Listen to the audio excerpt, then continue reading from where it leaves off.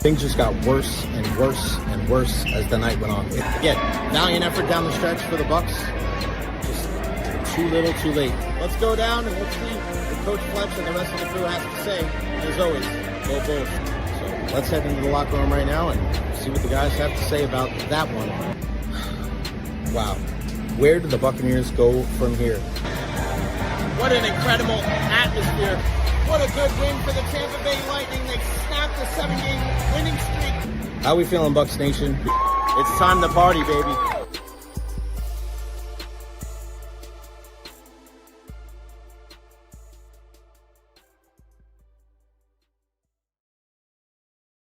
Bro, what the hell happened to the Tampa Bay Lightning last night? The Rangers just scored another goal. They just scored another one. Oh my gosh. Bro, that was crazy. And I guess I picked a good game. Picked a good game not to go to because I had baseball practice last night as we get ready for a tournament this weekend. I was going to try to go, but then I couldn't do it. I would have got there way too late. And it's a good thing I didn't go. And it was ugly. And it was pretty ironic, too, because my cousin Brian texted me last night. Where's the rapid reaction after that one? Where's Recher's rapid reaction? I go, I wasn't at the game. He was like, damn it. Big Ranger fan. My cousin Brian, I love you, buddy. Welcome to the Recher podcast. Hope everybody is well. I appreciate everybody that supports the show. You're 10 toes down in your support for the Recher podcast. I love you all. Thank you so much from everybody here in the Tampa Bay area to abroad, East Coast to West Coast, from Sacramento, California to Raleigh, North Carolina, everybody in between. I love you guys so very much. Make sure you follow me on all social media platforms, Facebook, YouTube, Twitter, Twitch, TikTok, Instagram. I am everywhere. Like and subscribe on YouTube as well. I think we're like 1898. We need to get a couple of more subscribers and then try to get up to 2,000 by the end of the year. That is the goal. 2,000 subscribers by the end of the year. My nephew's going to be pissed. It's not 5,000, but hell, it's a slow and steady climb. That is how we roll. It's Thursday. You know, we have our favorite segment of the week with us, the Evara Health Injury Report. Dr. Carlos Rodriguez joins us at 12:30 today. Every day, Eddie Encina, Eddie in the Yard, joins us at 1:30 to talk all things Tampa Bay Lightning. Plenty to get into here on the program. We'll talk about the Buccaneers and who's out there for practice today. It's a little nippy still here in the Tampa Bay area. Had practice last night, and I'm like, my God. I thought Tuesday was going to be cold, and it was automatically going to get hotter. It's still freaking cold out. We got to bump the heat up a little bit here in the Tampa Bay area. It's too freaking cold here. I don't want it like this any freaking more. No siree, Bob. So we'll talk about Tampa Bay Buccaneers practice.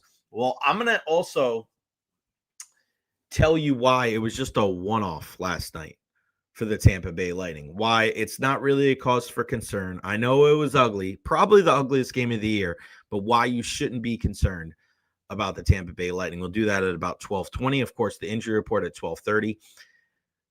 I also want to discuss our quarterback for the South Florida Bulls. And Byrum Brown, this young man, we've been speaking about USF and saying that they control their own destiny and everything is in front of them, but I don't think enough people are really talking about Byrum Brown and what the next couple of weeks could mean for him and how they need him to play at his best if they want to achieve these lofty goals that they have with this USF football team. We'll also discuss Josh Grizzard. And we've been kind of going back and forth, and Ian and I spoke about this yesterday. If you missed it, it's up on the Beckles and Recher podcast. The job that Josh Grizzard has done in year one as the Buccaneers offensive coordinator. You know, we were hearing earlier on in the season about, oh, well, it's another offensive coordinator that is going to leave for the, going to leave the Buccaneers, going to be a head coach somewhere else. You're not really hearing that as much right now. How has he done through 9 games? We'll discuss that here in a little bit. And of course, we'll finish the program talking to our guy, Ed Encina from the Tampa Bay Times. I always want to hear from you. Questions, comments, concerns, leave them there at the bottom of the screen. A big thank you to our partners, Honest Hammer Custom Builders, LLC, for all your residential and commercial needs. 813-244-0956. And, of course, Evara Health, our Evara Health Injury Report coming up at 12:30. Benny, no more score predictions out of you. Dolan, if you like high-scoring hockey games, I guess last night was pretty entertaining. It was a football score, 7-3 last night. Rolly was missing yesterday. We'll blame it on him. David Terry, man, that was ugly. We have a UFC fight Saturday night against the Kittens. We're going to discuss that as well. I'll be watching from Cancun next week. A no Jay Recher t-shirt. We've been going back and forth. How do I put this? There was the logo that I originally had on there. I didn't like the meaning, and I had the Jay Recher podcast on the back. I'm going to put the Jay Recher podcast thing on the front, and then the logo I have for the Jay Recher podcast I didn't like. So I have 3 options out to the guy now. So we're getting closer. Eddie, good afternoon, Jay Familia. Missed last 2 episodes. My bad, bro. Been busy. Bolts, what happened? Heat, let one go. And Cats tonight, hit that like. Listen to Eddie. Hit that, smash that like button, whether you're watching on Facebook, YouTube, or Twitter. It is pronounced Napoli. You got that right, buddy. We want to see Ed's dog. Ed is an added bonus. You're wearing a blue shirt in celebration right now. This is actually, John Mullen announced, this is actually if you can see it, this is a Tampa Blue Jays shirt from when I came back. After I moved to New York, I came back and we had a Tampa Blue Jays team. Our travel team that was the Tampa Twins. Then we were the Tampa Blue Jays. And then after that, we were the Tampa Biscuits.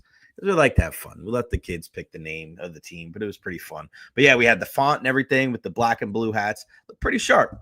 But no, not wearing a blue shirt in celebration right now as the Lightning get smacked by the New York Rangers last night. But the big news we've been waiting for, what's the deal with Bucky Irving? What is the deal with Chris Godwin? Are they out there? Remember, we saw Bucky yesterday on the field.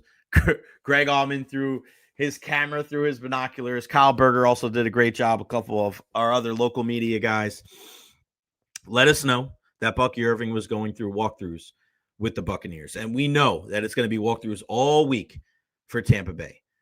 People wondering, should they be in pads? I think at this time of the season, it's 6-3. You're 9 weeks in or 10 weeks in now because you had the bye.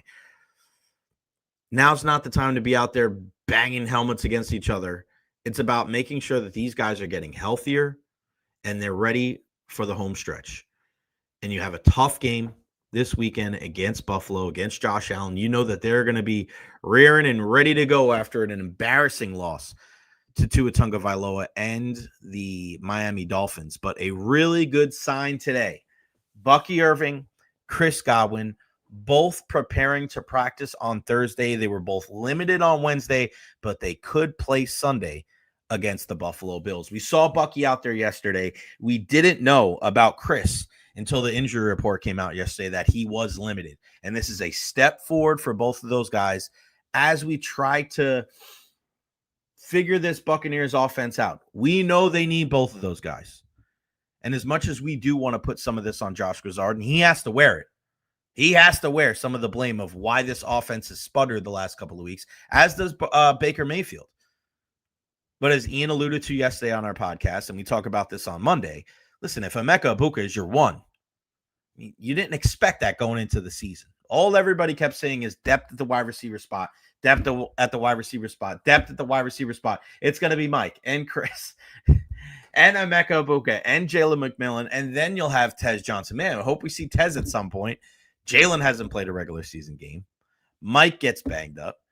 Chris was hurt entering the season. Then he plays a couple of games. Now he's out. And Emeka's been the only guy, had that hamstring injury, didn't even miss a game. He missed half of the one game, but he came right back the very next week.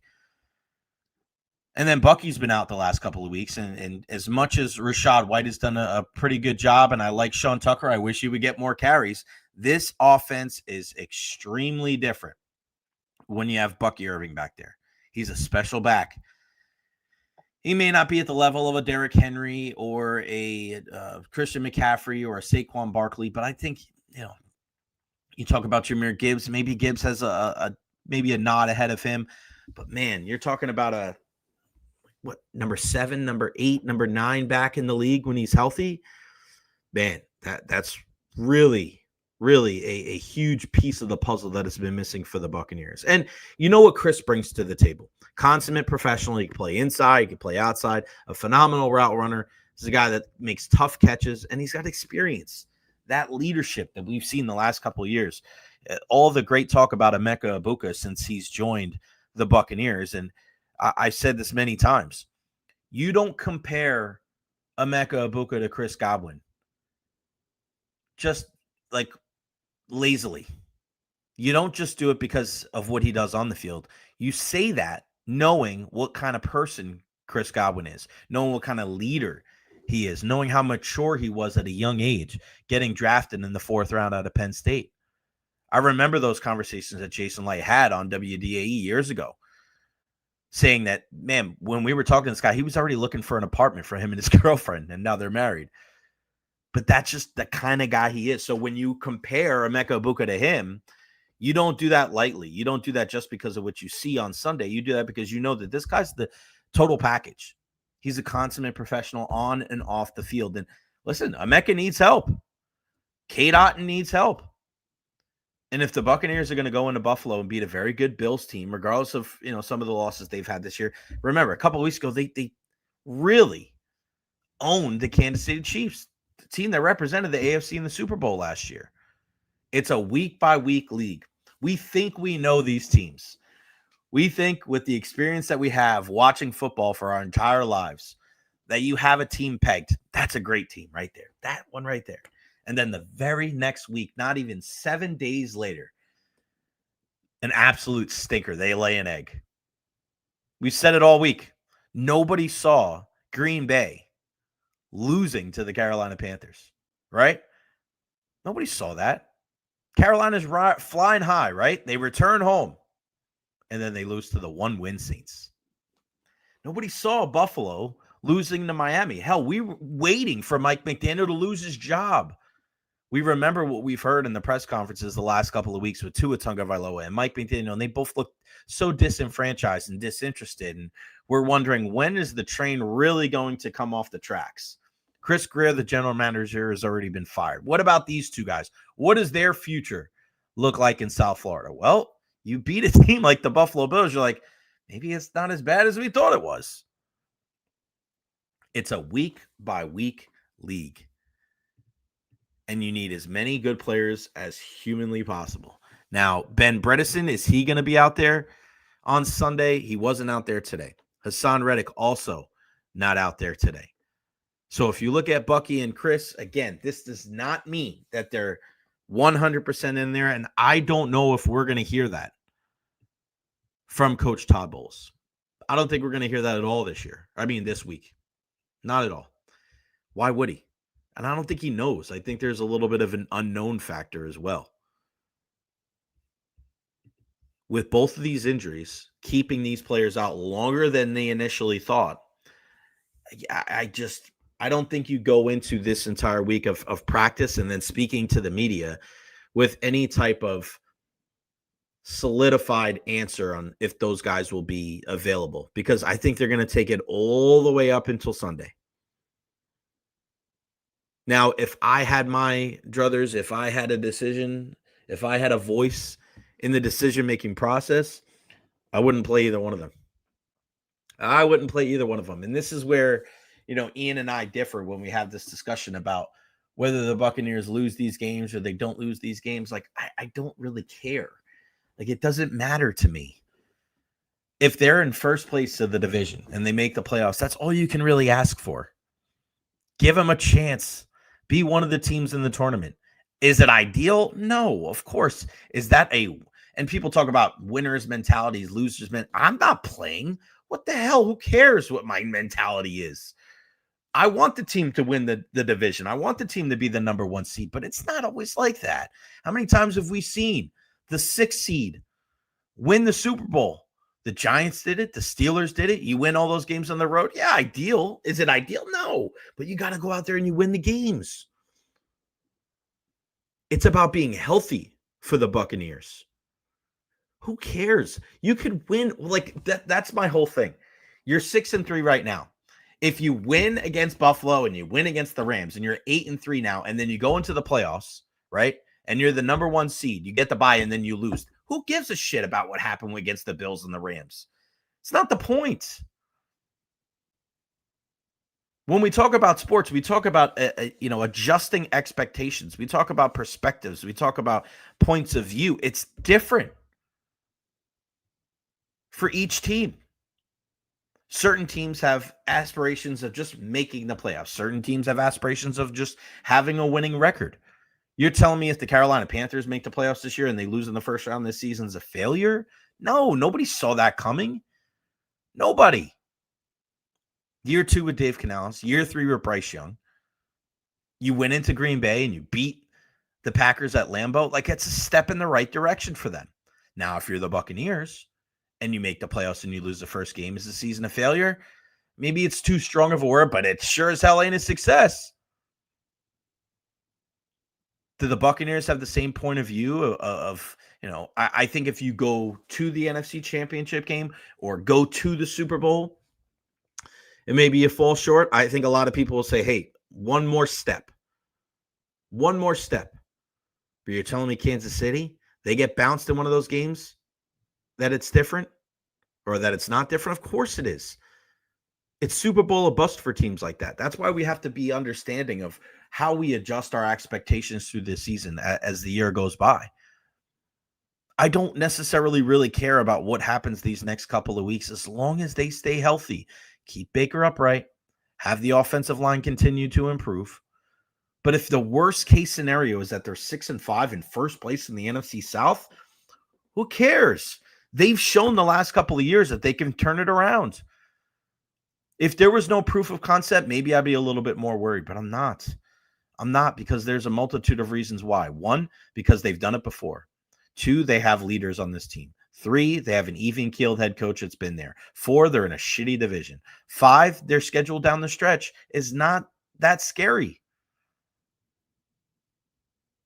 You're telling me that the Buccaneers are a terrible team and you don't favor them down the stretch because they would lose a game on the road in Buffalo and a game on the road to the Rams? Okay, maybe at that time, it shows that at that time, they're not among the league's elite.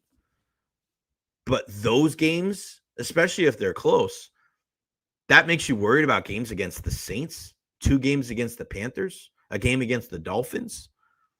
Come on. We got to be realistic here in that situation. I'm not worried about the Buccaneers. I'm worried. I don't even say worried. Health. Stay healthy.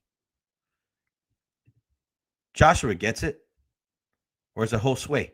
Bucks have to do everything they need to go into the playoffs healthy. That's what it's all about. Get to the point where that you're in the postseason. Listen, last year, you got into the postseason.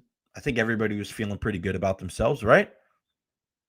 Nobody talked about the swoon in the middle of the season. Like, did losing those games in the middle of the season last year, was that the reason why they lost to Washington?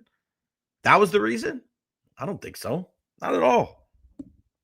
They weren't good enough on that Sunday. They couldn't get off the field on 3rd down and on 4th down. The amount of possessions that they had was limited, and Jaden Daniels played his ass off.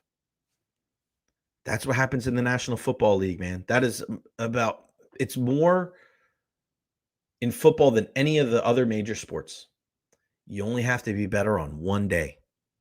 And you can look back and you can say this and that, and this is the reason why that. You just don't know.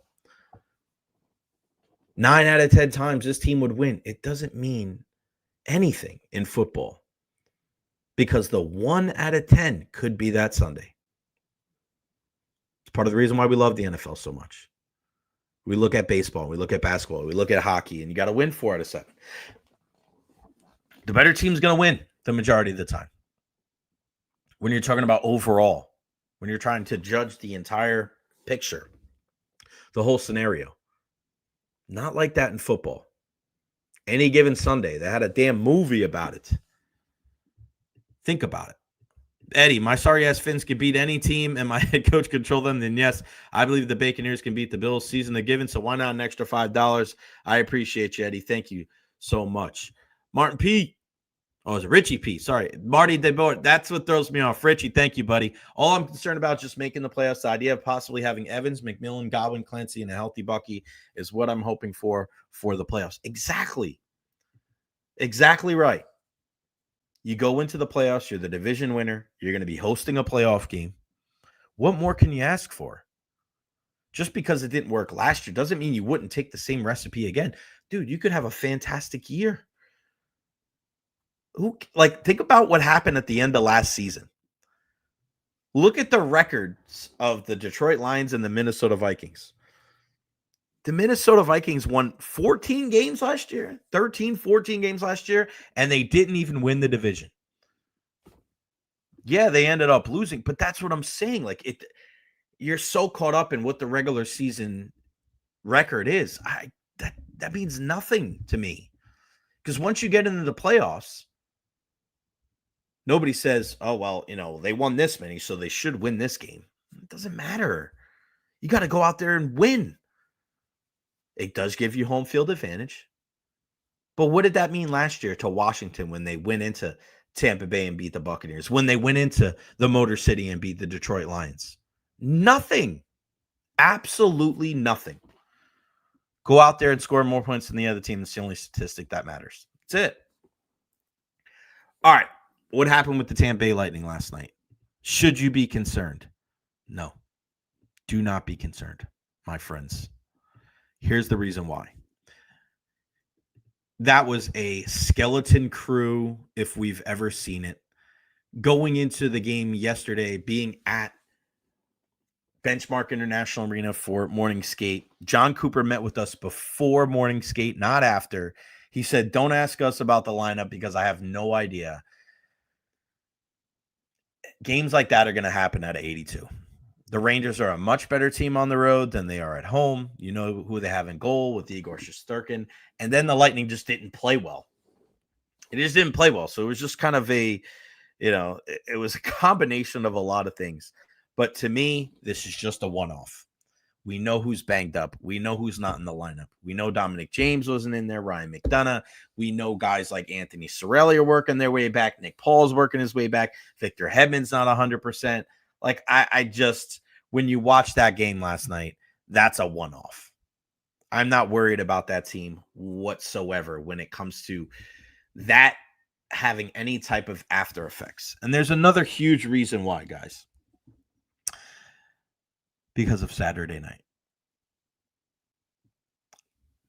Do not tell me that the Tampa Bay Lightning do not have that date on the calendar circled. Saturday night, Amerant Bank Arena, the first time the Tampa Bay Lightning and the Florida Panthers go head-to-head since that craziness, the war games that they had in the preseason. As Eric Erlinson alluded to a couple of months ago, this is not over. I don't even think it ends Saturday night. I think we'll have after effects pretty much for the entire season. There's going to be a veteran officiating crew out there Saturday night down there in South Florida.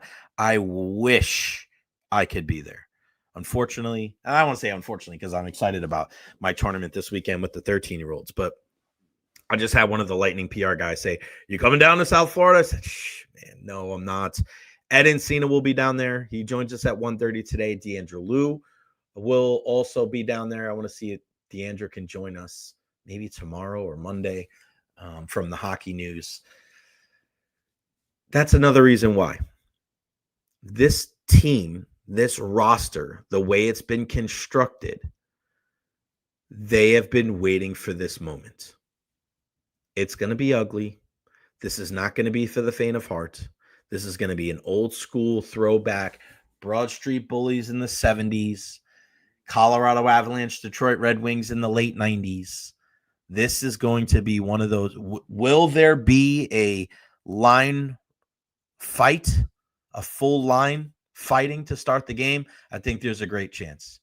Because I'm going to tell you what right now.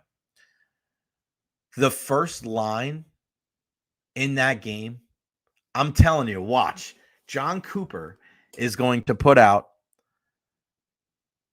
Curtis Douglas, Scott Sabrin, and who else is going to fight?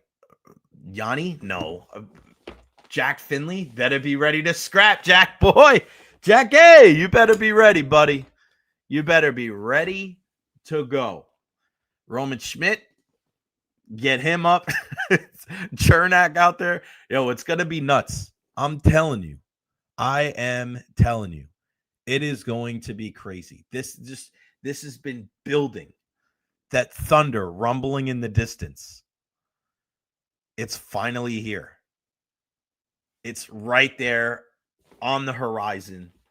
And it's about to come to a head Saturday. And don't tell me that this Lightning organization, forget about the team. I'm not even talking about the team. The whole entire organization, they're looking forward to Saturday night.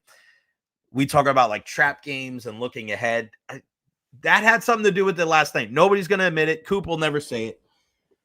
But it's just the way it goes, man. It's just the way it goes. This is going to be crazy Saturday night.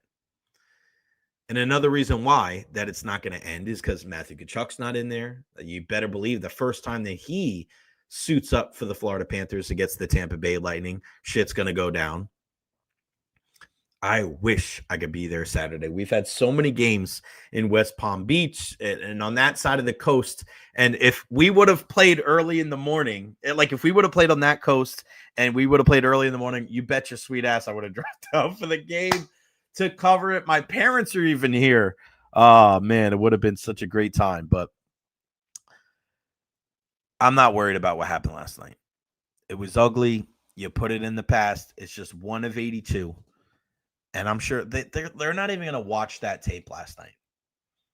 And I thought it was interesting that John Cooper took that timeout early in the game because he's not a big timeout guy. He doesn't take them to try to get his team focused. But that shows you what he was kind of looking at last night, going, these guys need a reset. But look at the amount of guys on that roster. It was just a kind of a weird amalgamation of talent last night.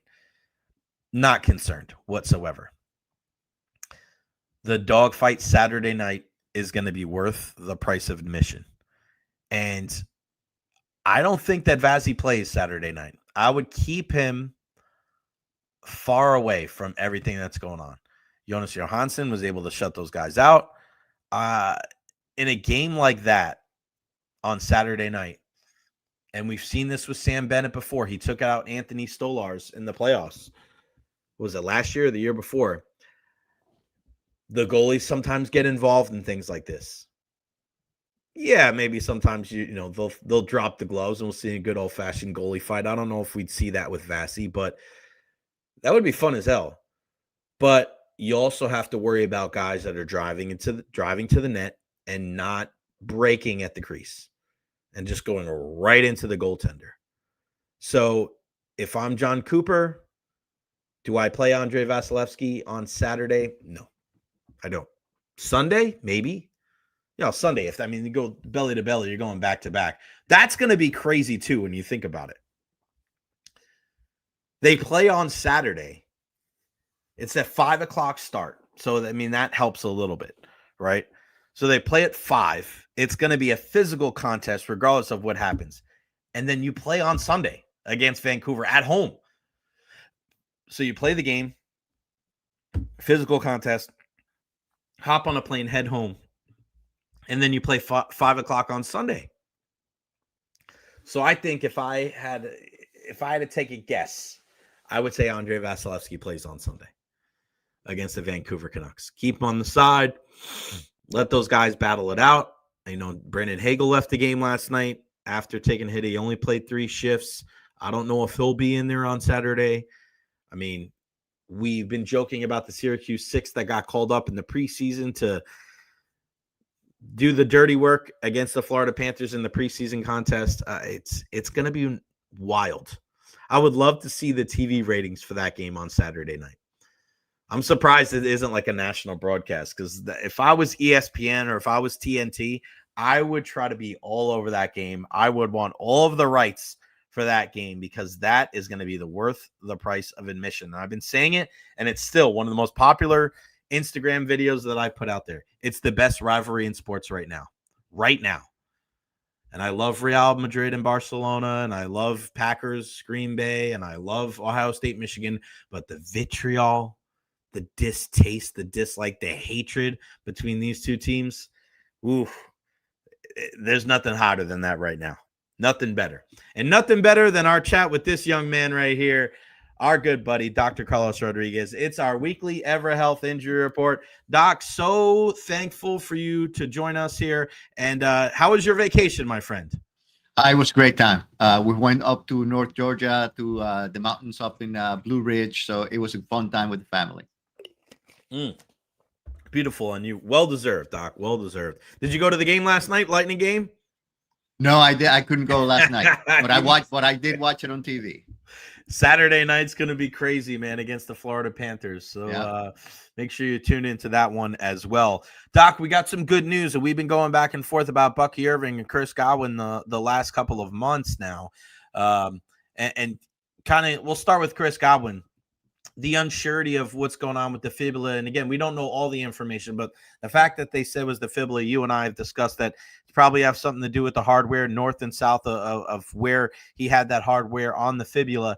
Now, now that he started running again and we see him out there with his team, when you look at it, how many steps of how many processes does he have to go through? Because they're not taking hits in practice.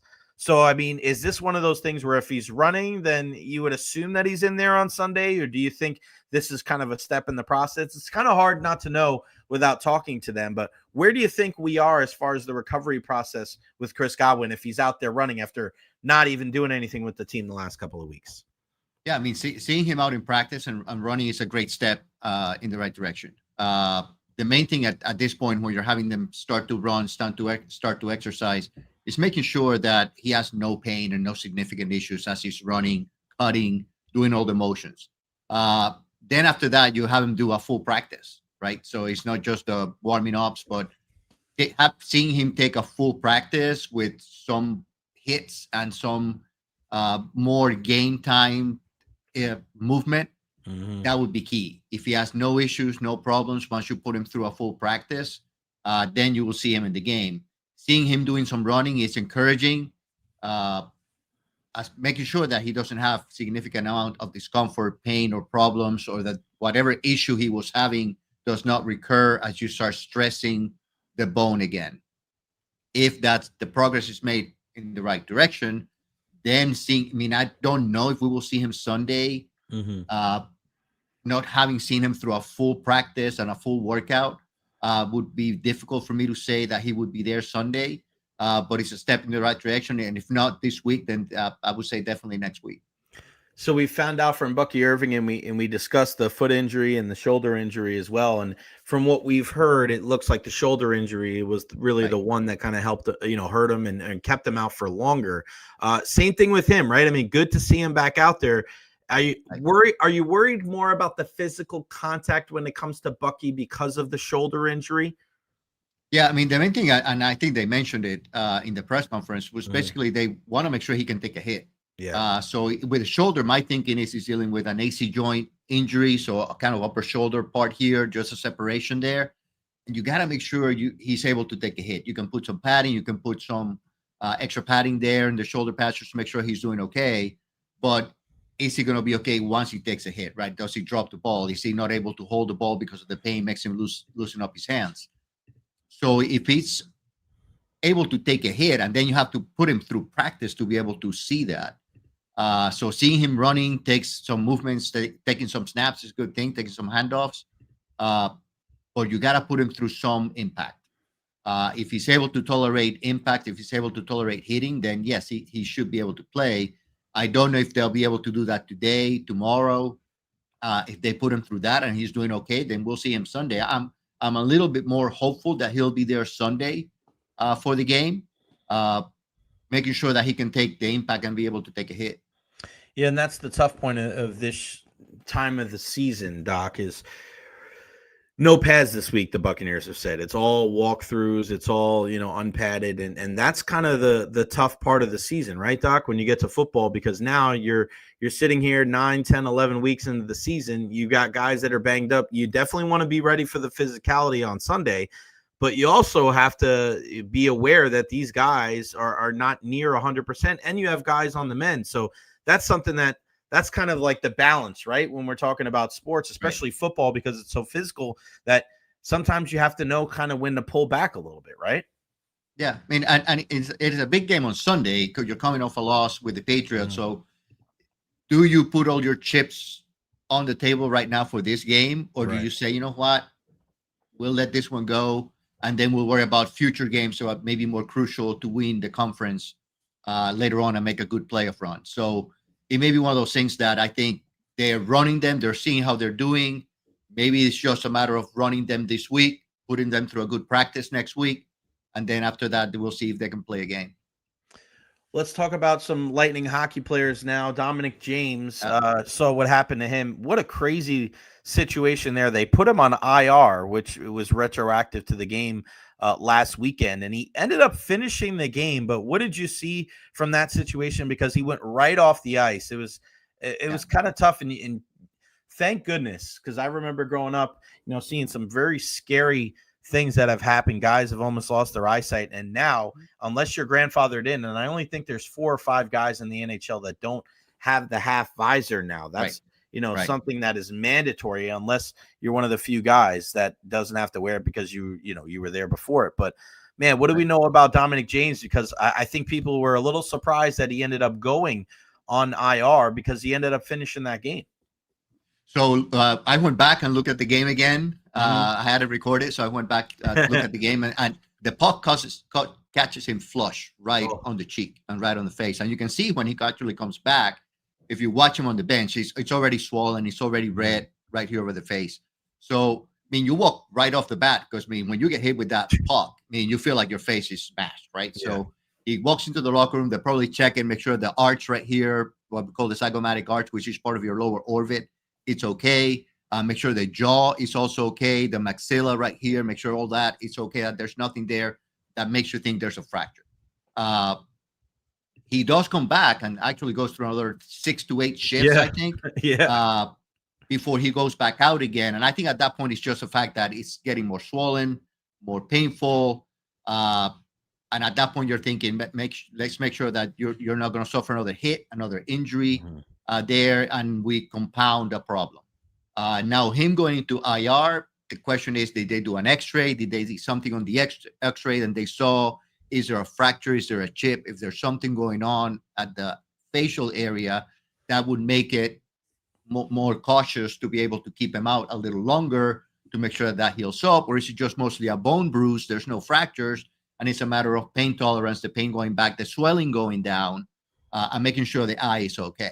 It's tough to assume and it's tough to speculate, Doc, but that's what I'm thinking. I'm like, man, we've seen guys before. Eric Chernak, he was wearing the full face mask for a while.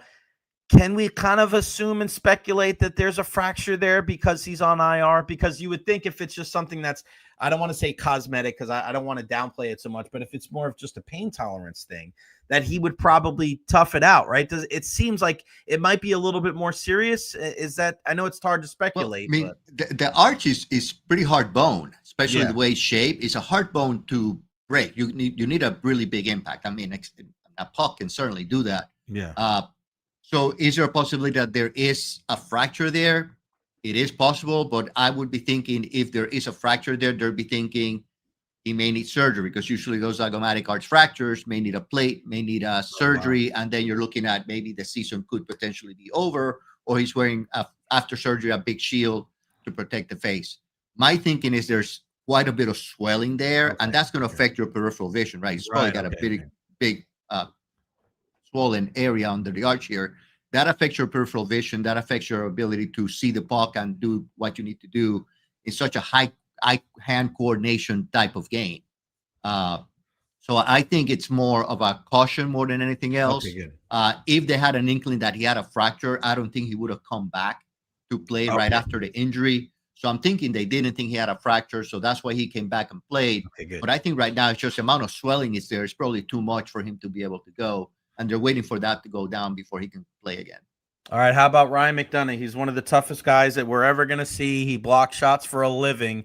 This guy is just such an unbelievable player and human being, and it's weird to see him out. You know that if he's out and he's injured, that it's not it's something at least decently serious. What do we know about Mac Truck? So watching the tape, it's right at towards the end of the first period. He goes to block a shot and catches the puck right on the outside of his left leg. So right around the ankle area, at the outside of the leg. We talk about the fibula. That's the little bone sitting there. So you always worry a puck hits that area. Can the bone break? Certainly can happen. But I'm thinking mostly it's a bone bruise in the area. So we're looking at maybe a couple of games out, let the swelling, let the pain go away, make sure he's able to skate, put a boot on, lace it up, and make sure that it's not too painful to skate with the boot on. So if he's able to do that, I'm thinking I don't think he's going to be there against Florida. I don't think he's going to play this weekend. I think they're going to give him the time to recover from that injury. But looking at it, I think it's more of a bone bruise, a pretty nice bone bruise around the ankle area on the outside. Yeah, and that's the kind of the crazy thing when you're looking at hockey. You have all these pads on, right? And you're like, oh, yeah, you can play. And then it always seems to find like that little area where there is no pad, which is kind of crazy. And, you know, you look at certain situations where, I mean, putting on a skate sometimes, Doc, has got to be so excruciating when some of these guys are dealing with injuries, right? Right. I mean, and you played hockey. Yeah, buddy. And the boots are tight. Hockey boots are pretty tight. Yeah. And if you have a bruise around your ankle and it's right where the boot's going to press, it's going to be very painful. So you have to make sure that the amount of pain is tolerable and you're able to put the skate on, make sure that there's not enough swelling there. I mean, that can also get in the way of you putting your skate on. So making sure the swelling goes down and then be able to skate without any discomfort and be able to play the game without any issues. Doc, random question, because it happened to me one time and I went right down. I was trying to block a shot and I put my stick out and the puck almost like ramped up off my stick and it hit me right in the throat and I went straight down. And I see injuries like that before, and I'm almost surprised the neck guards are not mandatory, but we've seen some injuries in the past where guys get hit there. What's the initial mindset for a trainer when a guy gets hit in the throat like that? Because I think about it, and I got hit in the throat. It wasn't as bad, but I often think like, man, what if that's a puck? What if that's a 90-mile-an-hour shot? Like that could collapse everything, and that you'd have to worry about breathing techniques. What are some of the things that you're looking for initially when something like that happens? So, I mean, neck injuries are very crucial and critical, especially if you take a puck straight to the neck at that speed. I'm worried about a fracture to the trachea, but mostly I would be worried about the swelling that's going to happen. That's going to compress your airway. And that's the big issue with a neck soft tissue injury. When you get hit right here on the neck, is that things are going to swell up. And they can swell up to the point where it cuts off your breathing. It cuts off your airflow because the swelling is so tight that it closes off your airway. So if there's any suspicion or inkling that the injury is severe enough that the breathing is going to be compromised, immediately you got to think about intubation. Immediately you got to think about maintaining an airway before you lose any access to it, and then you have to do surgery to try to open up basically an airway, do what's called a crike or a trach to basically open up the airway. So if there's any suspicion or inkling that is such a severe injury, you start seeing the swelling, you start seeing the bruising around the neck, you have to start thinking about immediately removing the player and doing sedation and maybe an intubation to prevent losing the airway. Unbelievable, man. You know, I think about it like people talk about like pressure points. And is there any other, and I know this is like a random question, but are there any other parts where we have to worry about, like if a person takes a bruise in a certain spot that we have to worry about like breathing issues or blood issues getting to the heart? Because, you know, we talk about like when people do like stuff, like when they put something on their wrist, you know what I mean? Like it stops the blood. Like when I think about that for hockey, like, are there any other spots where guys really need to be concerned about when it comes to like blocking a shot where they have to think maybe outside the box, it could be worse than initially thought? I mean, certainly it's the throat. I mean, this here is critical. Not only being hit by a puck or slashed by a skate. And Right. we've seen that happen. I mean, you get slashed right around the sides of the neck here, your carotid, your jugular veins are running right through there. And it's a deep enough cut. Those are major vessels. So there's going to be a lot of bleeding going on. You got to control that. That's an emergency. You got to make sure that you get the person to the hospital, control the bleeding, and there's surgery that needs to be done to immediately repair the blood vessels. So this area here is very critical.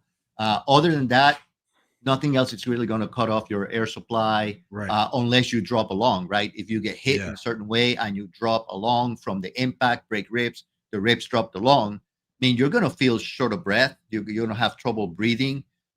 If air starts accumulating in your chest and starts causing what we call a tension pneumothorax, which is basically the air starts causing the chest to start shifting because of the pressure on that side where the air is accumulating, that can be an emergency, because that can cut off circulation through the system, circulation to the heart, circulation through the lung area, just because of the tension, and starts also pushing your trachea and your airway off to the side. Wow. So that is also an emergency if you identify that the person has a tension pneumothorax. If the pneumothorax is just not causing any tension, it's usually not a big deal. You just got to eventually put a tube in to get the air out. But the tension pneumothorax, so chest impacts will be important, neck impacts will be important.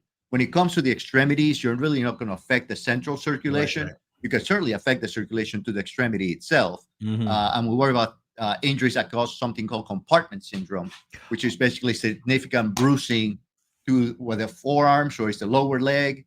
And then when the compartments start increasing, the swelling starts increasing and overcomes basically circulation to the tissues in that compartment, then you have significant tissue loss and damage, and you have to open those compartments up to reestablish circulation. Doc, as you're talking, I just punched in Oliver Bjorkstrand because I spoke to him yesterday, and he was ruled out April 11th last year and was out for the rest of the season because of compartment syndrome in his left thigh. And I've never asked you about it, and I got a chance to talk to him yesterday. And before you even finished your answer for that last question, you brought up compartment syndrome. That's why you are the best. And for those who don't know, a serious condition that occurs when pressure builds up within a muscle compartment, restricting blood flow. This condition can lead to permanent damage if not treated promptly. And Doc, I didn't get a chance to see it, but our good pal Eric Erlinson from lightninginsider.com said there is a scar that is running like up his side because of how bad it was, and it kept him out for so long. And you know, it's usually a week-to-week injury from everything that we were reading up, but man, he didn't play at all, and he had that compartment. That's got to be scary because you're feeling a lot more pain than you think, and you're like, that's just a normal hit. I mean, that sounds pretty scary, Doc, because you know it's a physical sport. It doesn't seem like it's a bigger hit than anything else you took, but I mean, thank God that he went to go get this checked out, because this, I mean, what kind of damage could be really done if like you don't get compartment syndrome taken care of? No, it can be significant neurovascular damage and loss of tissue, loss of function. Wow, man. So basically in this compartment, so essentially what happens is you have a group of muscles, and those muscles are usually encased in fascia, basically in a lining. For example, the lower leg below your knee has 4 different compartments. So at any point, and there's blood vessels and nerves that can travel through some of those compartments. So every compartment has nerves and vessels that are critical running through them. So what happens is when the compartment gets hurt, swelling starts occurring within the compartment.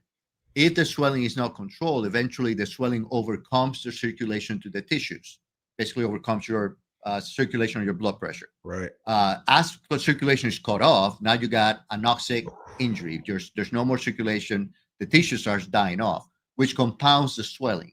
So if you don't immediately relieve the pressure in the compartment, and the way we relieve the pressure is basically opening the compartment up. So that's the big scar. So basically you go in, numb the area, and you slice the compartment, slice the compartment open. Oh my God. So that relieves the pressure, but now you got all these tissues that are swollen, basically they just pop out, right? So now you got to wait for the swelling to go down to be able to get the skin and the tissues back together, right, to be able to close it.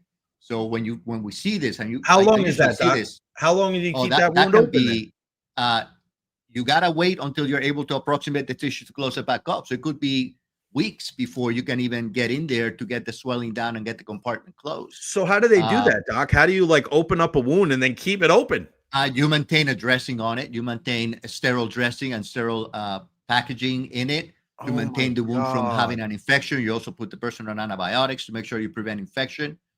Once the tissues are not swollen and the compartment pressures are going down and you're able to approximate the skin, then you go ahead and close up the skin over the compartment. But it can be a period of days, sometimes weeks, before you're able to get the swelling down to be able to approximate the tissues. So you're staying in the hospital, like you're not leaving, right? Yeah. You're staying in Yeah. there.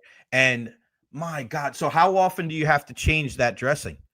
Like those dressings are usually, they're usually changed on a daily basis, just to make sure that everything stays nice and clean. Wow. And make sure the person is in a sterile, clean environment. Yeah, so of course. You've got to make sure that there's no infection there. But pretty much on a daily basis, those dressings are changed. That is wild, Doc. I mean, that's not something. I mean, again, I'm not a medical professional by any means. That's why we have you as the expert on the program, my friend. But that seems pretty intense, kind of out of nowhere. And not, again, I don't think it's that much of a common injury. I don't think a lot of people, I mean, we talk about obliques and high ankle sprains and concussions all the time. Like, we don't really hear about compartment syndrome all that much. How prevalent is that, especially in professional athletes? Because again, I've been covering sports for over a decade now. And I've heard of, thoracic outlet syndrome and a lot of different things that may be a little less common, but something like this, man, how rare is it? I mean, it's not very common in sports. We usually see it in big traumatic injuries. Like, it's very common in, say, car accidents, or very common in significant traumatic injuries where there's a significant fall and significant bruising and soft tissue injury associated with it. Now, can you see it in a sport like football? Absolutely. You catch a helmet to the thigh, you catch a helmet to the lower leg, and it causes a significant amount of bruising within the compartment, within the tissues. Eventually, what happens is that swelling continues to compound itself up until the point, again, it overcomes the circulation and you have compartment syndrome. So what we look for is usually paresthesias, meaning numbness, tingling sensation in the area, pain out of proportion to the type of injury. So it becomes very painful. When you do motion, more than just the usual, more than just the usual. When you try to move the extremity, it becomes very painful when you do what we call passive motion. So me moving the joint or moving the extremity becomes excruciatingly painful. Things eventually will turn purple. Eventually will go pale. Eventually you lose your pulses. Once you start getting to that, you're kind of running behind the clock. So you gotta try to start to identify things a little earlier, because once you get to the loss of pulses and the loss of circulation, you're kind of a little bit behind. Unbelievable, Doc. Well done. Travis Hunter, I want to ask you about him because I know a lot of people were excited about him going into the season, playing both sides of the football for the Jacksonville Jaguars. He's out for the year. What do we know about his injury? And, you as a medical professional, how difficult is it going to be for him, do you think, to try to play on both sides of the ball at the National Football League level? Because I think what people don't end up really talking about, and nobody wants to talk about because it's such a manly sport, like, guys need to rest. Guys need to relax, right? That's why everybody, it's not prevalent to see guys play both sides of the football. So what do we know about his injury? And also, like, from your expertise, like, do you think he's going to be able to pull this off and play both sides of the football? Yeah. So it was a practice non-contact injury. First, when I read that, I'm thinking he blew his ACL. Right. That's the more common non-contact injury to the knee. But then as I kept reading and researching into the injury, it's actually a lateral collateral ligament tear. So that's the ligament that runs on the outside of your knee. So I got my little knee model right here. Oh, here we go. And basically, it's, let me see if I can. You got the white background, so it's tough to tell. There you go. It's this ligament right here. So this is your knee model. So this is your kneecap right here. So it's this ligament right here that runs between your fibula and the outside of your knee. Wow. So he blew this ligament right here. So basically, that's actually not a bad injury, especially because he didn't have any other injuries related to it. So they'll just reconstruct the ligament. Now, there's two possibilities when it comes to the tearing of that ligament. Either a volcet, meaning the ligament came off the bone with a piece of bone attached to it. What they will do is they will take the bone and tack it back down with a screw where it belongs, and the ligament is intact and it's its own ligament. So that's the ideal scenario. The ligament itself didn't tear. It's just a volse off the bone, and we just got to put it back in. If the ligament torn, then we have to go ahead and rebuild it. It's usually rebuilt with tendon. It can be what we call peroneal tendon, semitendinosus tendon, patellar tendon. So it's rebuilt. So basically, you put a hole on each side of where the ligament used to be. you put the new ligament through, and you attach it with a couple of screws into that area. Recovery time, 6 to 9 months. You could brace to support the repair as he returns to sports. So I'm pretty sure he's going to come back and be able to play both sides of the ball again and be able to have a career and a future like he was going to have pre-injury, because this is certainly not a major injury to the knee. He'll have a reconstruction done, and he should be back without any problems. One of the big injuries that we're seeing in the NBA, Bradley Beal is going to be out for the year with the hip injury there, Doc. It's a hip injury. You think about hip injuries and you think about, those guys in their late 30s, and it's like, man, I mean, these are so debilitating, especially the stop and start to these NBA players. What do we know about this injury? And was there any way that he could have done anything else to be able to kind of come back this year, or this was really the last case scenario? Because from what I'm reading, like they got multiple opinions on this. Mm-hmm. Yeah. So he was dealing with a knee injury. He was recovering and coming back from the knee injury. And then all of a sudden he developed this hip pain, and they looked into it and they found he had a hip fracture. Oh, now when I first read that, I'm thinking he had a stress fracture, maybe a stress injury to what we call the femoral neck, which is the connection between the ball and the rest of your thigh bone area, right up between the socket and the bone itself. There's the femoral neck, and that's an area usually of stress, so you can have injuries there. You worry about blood supply to that area, so usually you have surgery for it, especially if it's on what we call the tension side of the injury. But then as I'm reading about the injury, I read that the surgeon said that this is usually an injury that is seen mostly in car accidents. So if that's the case, the most common injury, that hip fracture you see in car accidents, is an acetabular fracture, which is actually the socket breaks.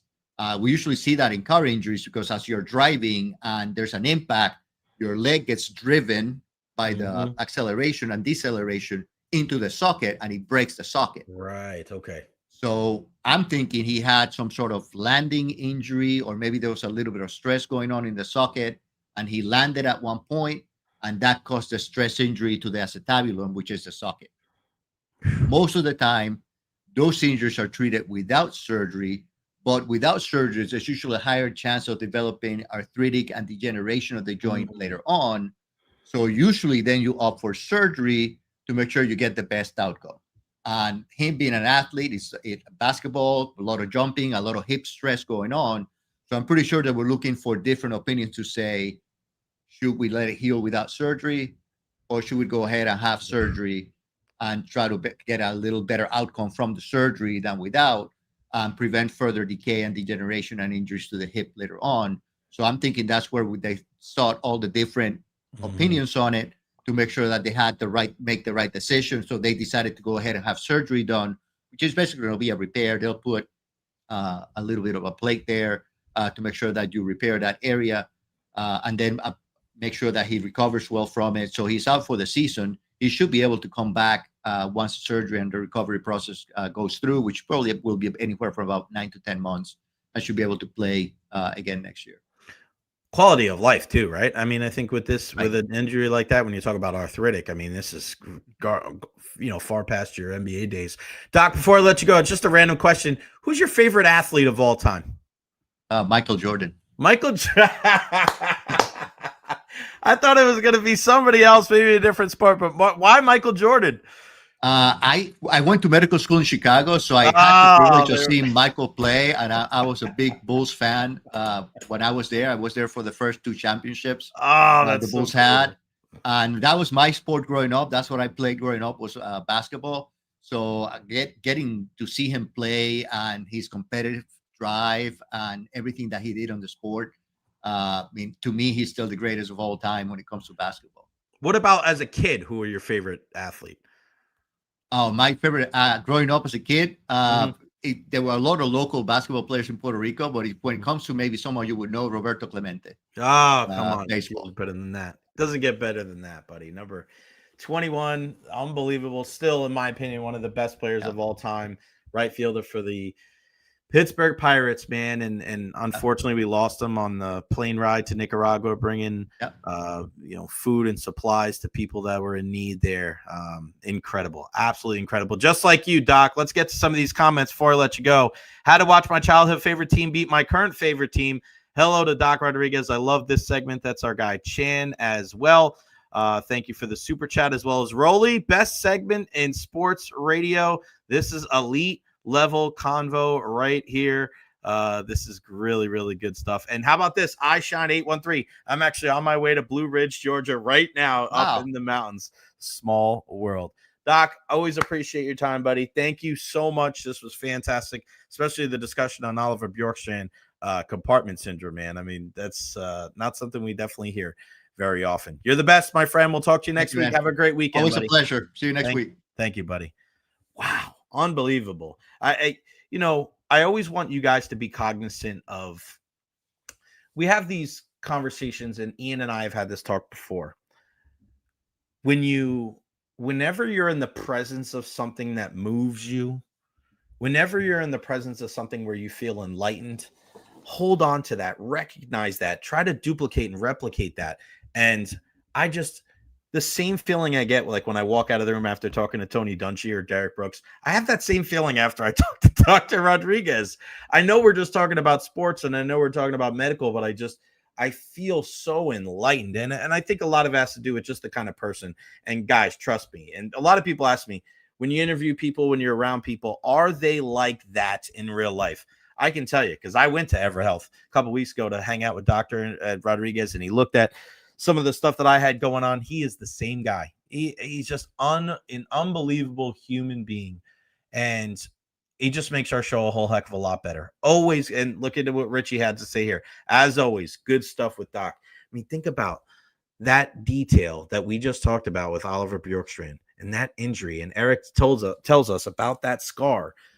That's crazy, man. That is unbelievable. Yeah. Raise your hand if you heard about compartment syndrome before today, right? Like, I heard it because of Bjorkstrand, but man, just the level of detail that Doc goes into. And the one thing I love about talking to Dr. Rodriguez is, and I know a lot of people out there can understand this, when you talk to somebody and it's their field and they're the connoisseur, they're the expert in it, and you're not, sometimes it's hard for people to be able to articulate what's going on and to get you to understand it without it going over your head. I say that sometimes to people that don't know anything about sports, and I try to talk to them and they're like, dude, I don't know what an inning is.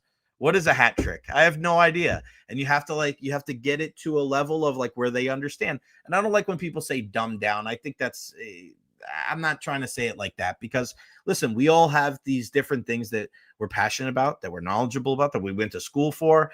And I love the ability to talk to Dr. Carlos Rodriguez every Thursday on our Evara Health Injury Report, because when he says these things, I understand them. And I think outside of sports, sometimes I get a little bit discombobulated and I can't sometimes retain the knowledge as well as I do when I'm talking about sports.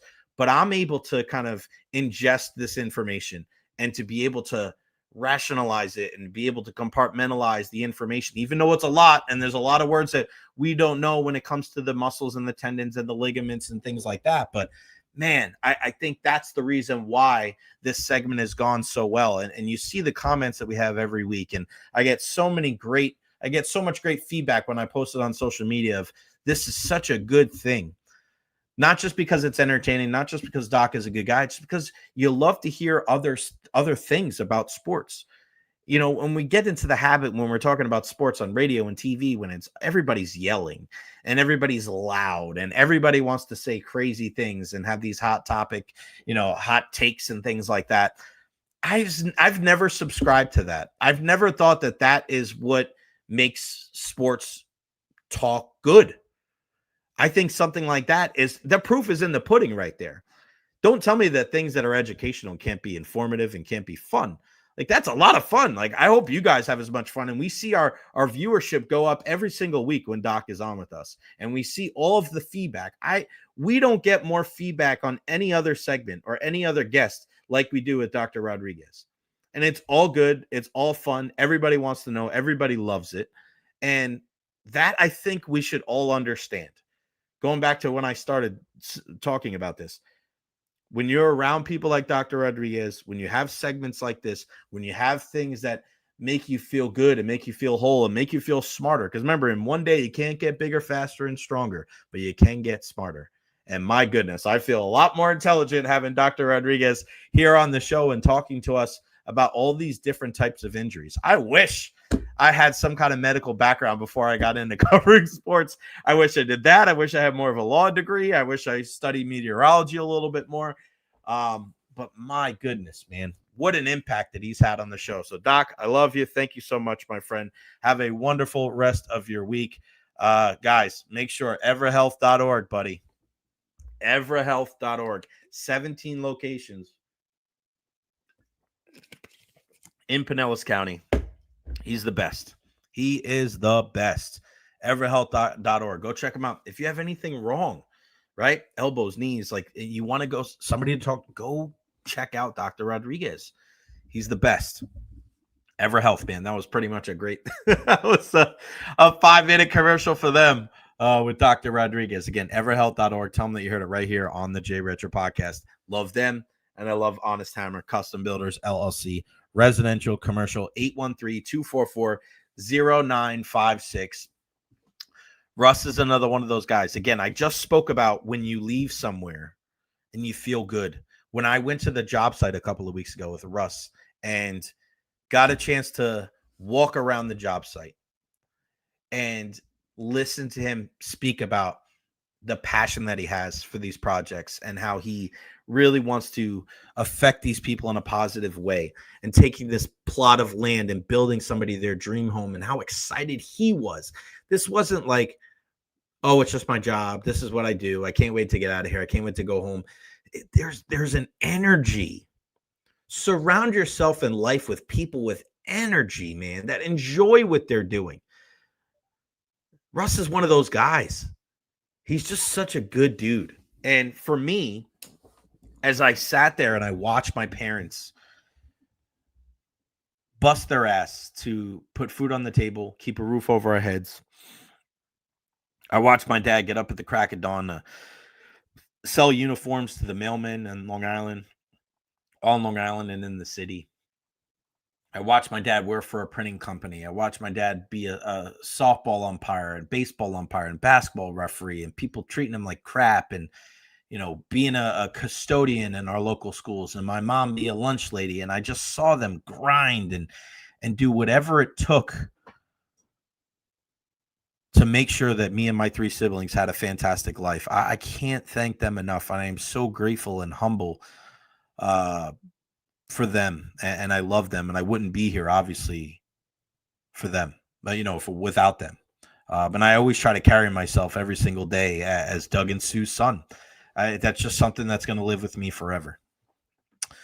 But the one thing that I saw is that, like, I knew that at a young age, I wanted to do something that I was passionate about. I wanted to do something and sports was that thing for me. I wanted to be involved in sports in some form or fashion.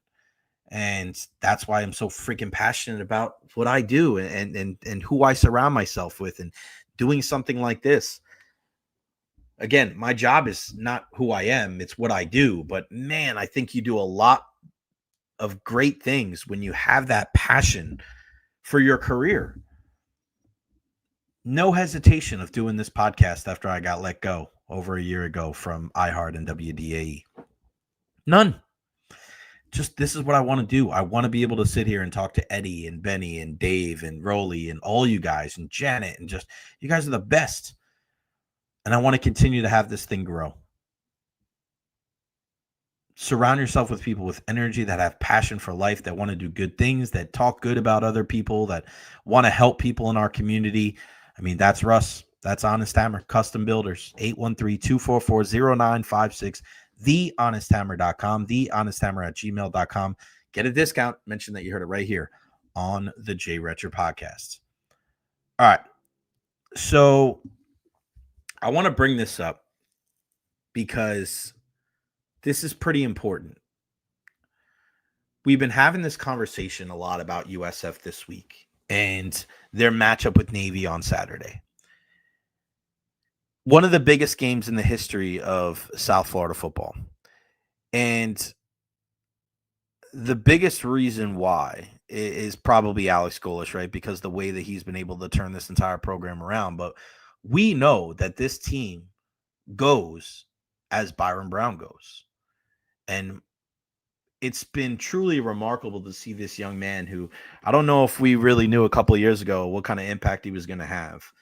2 years ago, what he was able to do, leading this team to what seemed like the first bowl appearance in years. Last year, he's banged up. Shout out to our guy, Bryce Archie, coming in and kind of holding the fort down and leading this team to another bowl victory. But this year, Byrum has been freaking fantastic. And they're going to need him to be even better Saturday against Navy and the rest of the season. And I look at Byrum Brown, and when you talk about the best quarterbacks in the history of USF football, what he does over the next month is going to dictate where he stands in the lore of this program. You could talk about Matt Grothe, and you could talk about Blackwell, and you could talk about BJ Daniels, and you could talk about Flowers, and you can talk about all, the guys that have led up to this point and how high this program has gotten when it went to number 2 in the country. But if Byrum Brown is able to get to a point where he leads this team to a win over Navy, an appearance in the conference championship, a win in the conference championship, an appearance in the college football playoff, you're looking at the greatest quarterback in USF history. Now, he has to get there, and I know that there are steps along the way that needs to be taken. I'm not trying to put the cart before the horse here. You don't have to worry about me because I'm not playing. But I just want everybody to realize what we're going to see and what we're going to hear over these next couple of weeks if Byrum Brown plays his best football. Byrum Brown will jump into the Heisman Trophy candidacy and the conversation if they win these next 4 games. No doubt about it. He can't not, because of what he's been able to do so far. And the one knock on Byrum, the one knock on him was not accurate with the football. Got to be able to throw strikes. I love saying throw strikes because it's a baseball term, right? He's got to be able to throw strikes. But he's thrown for 2,200 yards. You're looking at a guy that, over the next 4 games, can he throw for, he's probably going to throw for 3,500 yards, possibly. He's going to run for how many more? Hold on, let me see. Let's go rushing right now. Oh, my God, incredible. So we're looking at a kid right now that has passed for over 2,200 yards. He's run for over 700. And you look back in 23, where I think he had over 3,000 yards passing. He had over 800 yards rushing. And the only other guy that was able to do that was Jaden Daniels, the guy that won the Heisman Trophy. So he's on his way to rushing for over 1,000 yards this year. He's got 9 touchdowns. He had 11 2 years ago. He's going to go over 10 again. He's going to throw for over 3,000 yards. So you're talking about the guy that when it all is said and done is going to throw for over 3,000 and run for over 1,000.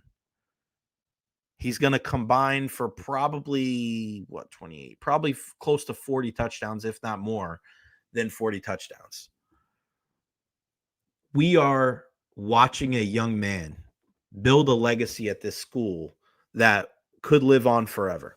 I mean, look at how beloved a guy like Matt Grothe is still to this day. We have him on the show. We love the guy. Matt's the man. But if USF is going to go and reach heights that it has never reached before, number 17 has to lead the way. And we always say it's like a byproduct, right? So if he does that, they win. He's going to have to play great. And if he plays great, the conversation is not only going to envelop USF, it's going to envelop him as well. Imagine Byrum Brown. Imagine USF getting a berth in the college football playoff and Byrum Brown is in New York for the Heisman Trophy voting. Dude, there is a distinct possibility that that can happen. It is not anywhere near impossible because they control their own destiny. And if Byrum can go out and show out and play his best game of the year on Saturday, that is the huge first step. Huge. Probably the biggest step. You're not going to get many possessions. You can't turn the football over. You have to be disciplined on defense. And of course, Matt Harris and Jalen Schuler and Jarvis Lee, those three guys have to step up in a huge way defensively if USF is going to win this game. But when the Bulls get the football, Byrum Brown and Nakai Davenport running the football, Alvin Isaac running the football, but then Byram's ability to be accurate with the football to Singleton, to Neptune, to Koger, if we see Chaz Nimrod, it changes the whole dynamic. Instead of being this cute story, this Cinderella, green and gold, this is the real deal Holyfield here. You're talking about a team, if they win these next 4 games, when we get to the college football playoff, you're talking about a team that's probably going to be in the teens. Because you win this game against Navy, you're already at 24. Other teams are going to lose. And you win this game against Navy, I wouldn't be surprised if they went up a spot or 2. Again, they're not going to be a top 10 team when all is said and done if they win the next 4. But if they win this game, maybe they go up 23, 22. They win the next 2 games, maybe they slide up 1 game. If they're dominant, they get around 20. You win the conference championship game, you're at 18 or 19. Why the hell not? Why the hell not? I am so excited for this game. I've never been more, because again, I lived here at that time when they went to number 2 in the country, but I was only here for a couple years. I wasn't as ingrained into Tampa Bay sports. I really didn't get ingrained into Tampa Bay sports until I really started working at the radio station, because I was on the baseball field all the time. That was my big concern. But man, I look at now in my era of covering sports in the last, it started in 14 to 11 years now. I've never been more excited for a USF football game. And I believe in Byrum. I mean, think about it, guys. I drove to Tuscaloosa last year to cover that game for the radio station. I didn't get paid anymore doing that. I spent my own money. I didn't care. That's what I want to do. I wanted to be able to give you guys insight, to be able to talk about that game for the rest of my life, to say that I drove to Tuscaloosa, Alabama to watch USF take on the Crimson Tide and then drive back at 2 a.m. to watch the Buccaneers play the very next day.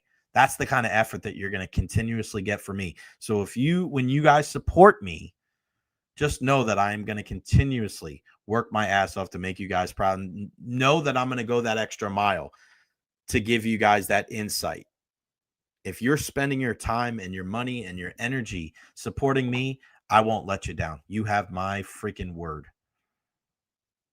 But the one thing I think about it when I go back to that Alabama game was that Byrum missed 2 long passes. I know it sucks. Like, I'm not, me. But it's like, if he would have hit those passes, what would have happened? He's hitting those passes now. USF, Navy, Saturday, high noon, Annapolis. Michael Kelly will be on the sidelines. Greg Wolf is going to be out there. It's going to be freaking crazy. I cannot wait for that game. I've got a game at 10. I've got a game at 2:30. I'm going to be watching that game right in between the two. And then when our game at 2:30 is done, I'll be watching the Lightning game. God, I can't wait. It's going to be such a great weekend. It's going to get a little bit warmer out, which is a positive sign. It's a beautiful thing. It's a beautiful thing. Guys, make sure you follow me on all social media platforms: Facebook, YouTube, Twitter, Twitch, TikTok, Instagram. Follow me everywhere. Maybe for next week, there's a particular part of sports medicine that is on the rise that the doctor is excited about. Okay, we'll talk about that. Shout out to our good friend Marissa for the super chat as well. Appreciate you so much. So very, very much. Recher Pod is entertaining and educational. It is educational, Eddie. Thank you. David Terry, always look forward to Thursday because of Dr. Rod. Did I drive any nails? No, buddy, I did not. I want to stay away. I would have broke my finger. That is what makes your show so great, because you have guests like Dr. Los on to entertain and educate us that may not know these things. Appreciate you. Evolve. Carlos is a wizard. You got that right, my friend. Richie, love Byrum Brown and has a heck of an arm. Any chance he can condense his throwing motion before his college career is over? Probably not, Richie. It's something that he's going to work on in the offseason because, who's the most famous guy when it came to changing his throwing motion? And that was Tim Tebow, right? Everybody was talking about the long arm motion. And it's funny because baseball, you're talking about get that arm long. And football, it's like here. I don't know. I don't know if he's going to be a factor at the next level. But as far as what his chances are to carve his name into the history of USF football, he has a certain he definitely has a chance. They raised you well, Jay. I've been in tune since your days at the radio station. That's why I'm here every week. Oh, wow. Thank you so much. That means a lot to me. Thank you very, very much. DT, I think USF will beat Navy by 30. Navy doesn't impress me that much. I'm glad you said that, Dave. I'm glad. Because I hope you're right. Because there's been people saying, I think it was Dolan, or it might have been Russ. I'm not impressed by Carson Beck. Yeah, well, you had to wait to see him come crumbling down. Remember, we want Miami to do well because then it makes the loss look better. If they suck, then it makes USF look bad. I'm never not going to be impressed by Navy. Going to the Army-Navy game for the last couple of years and seeing the way that they go about their business. Guys aren't on the sideline on their headphones messing around. Everybody, they're practicing. They're doing drills on the sideline. It's crazy. And that's why I love that this is a challenge for USF. And I brought this up last week when we were talking about Oregon and Iowa, right? Oregon, Flash and Dash, Dante Moore, Dan Lanning, all these different things. You're playing a team in the Big Ten in Iowa, and we know what they're all about. Iowa, when they're at their best. Wisconsin, when they're at their best, right? Teams like that in the Big Ten, hog mollies on the offensive line. They build through the trenches. It's a good, honest football. May not be the most aesthetically pleasing. Maybe a ton of field goals. That's fine. But you got to be able to win a game like that. And I was thoroughly impressed that Oregon was able to win that type of game over Iowa. They got punched in the mouth against Indiana. And I thought, all right, let's see what you learned. Iowa, clearly not as talented as Indiana. I get that. But what Curt Cignetti's been able to do is make sure that, Mendoza's a fantastic quarterback, but they've built this team through the trenches. It makes our guy Ian Beckles very proud. So what did Oregon teach you? Oregon taught you that they learned. They grinded it out. They kept themselves in the conversation for the college football playoff. That's what USF is going to have to do. They're going to have to answer the bell on Saturday at noon. It's not going to be a cheap victory. You can't expect them to make a lot of mental mistakes. They're probably not going to turn the football over a lot. They're going to run the ball. They're going to throw it a little bit, okay? But they're going to control the clock, and they're going to make you play an honest game. It's going to be a very revealing game when it comes to the when it comes to the USF Bulls. What kind of team is this?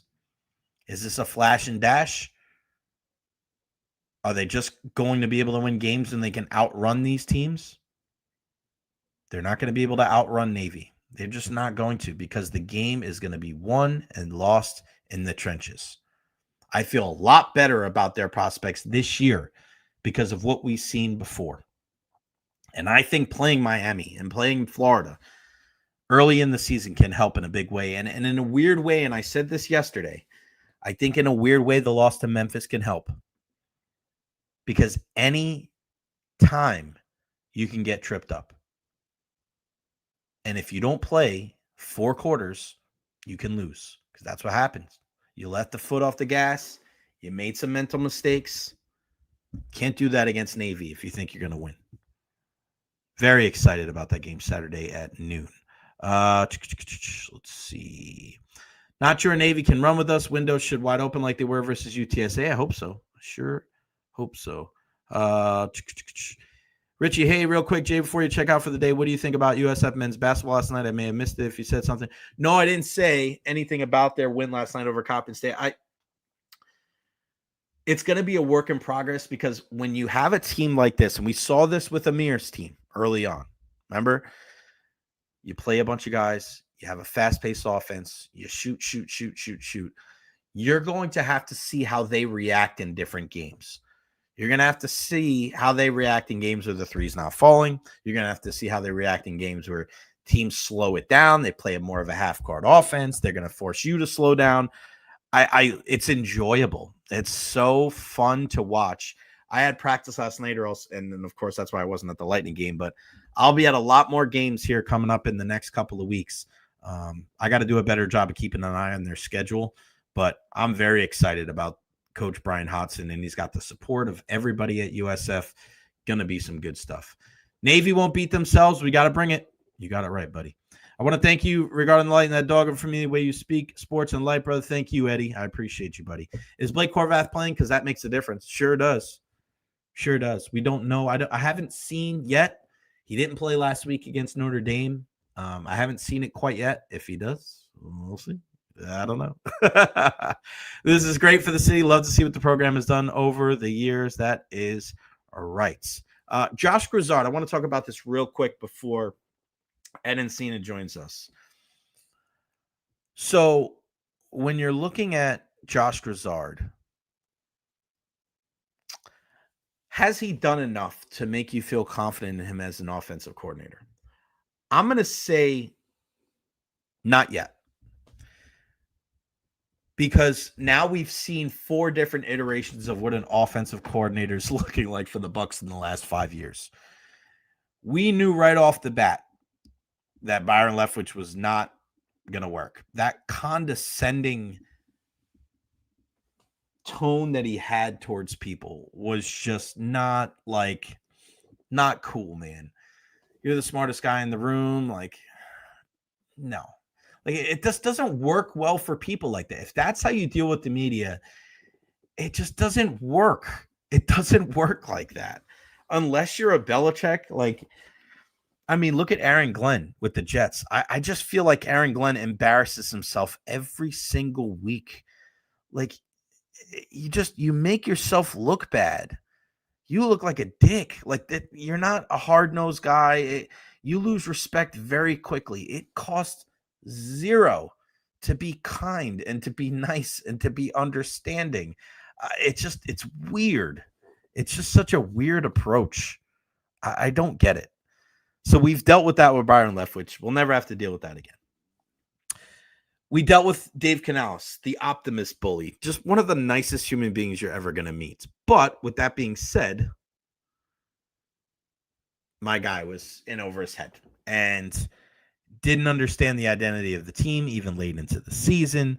But as I've said on the show many times, I don't think it's a surprise he's a better head coach and better head coach and offensive coordinator.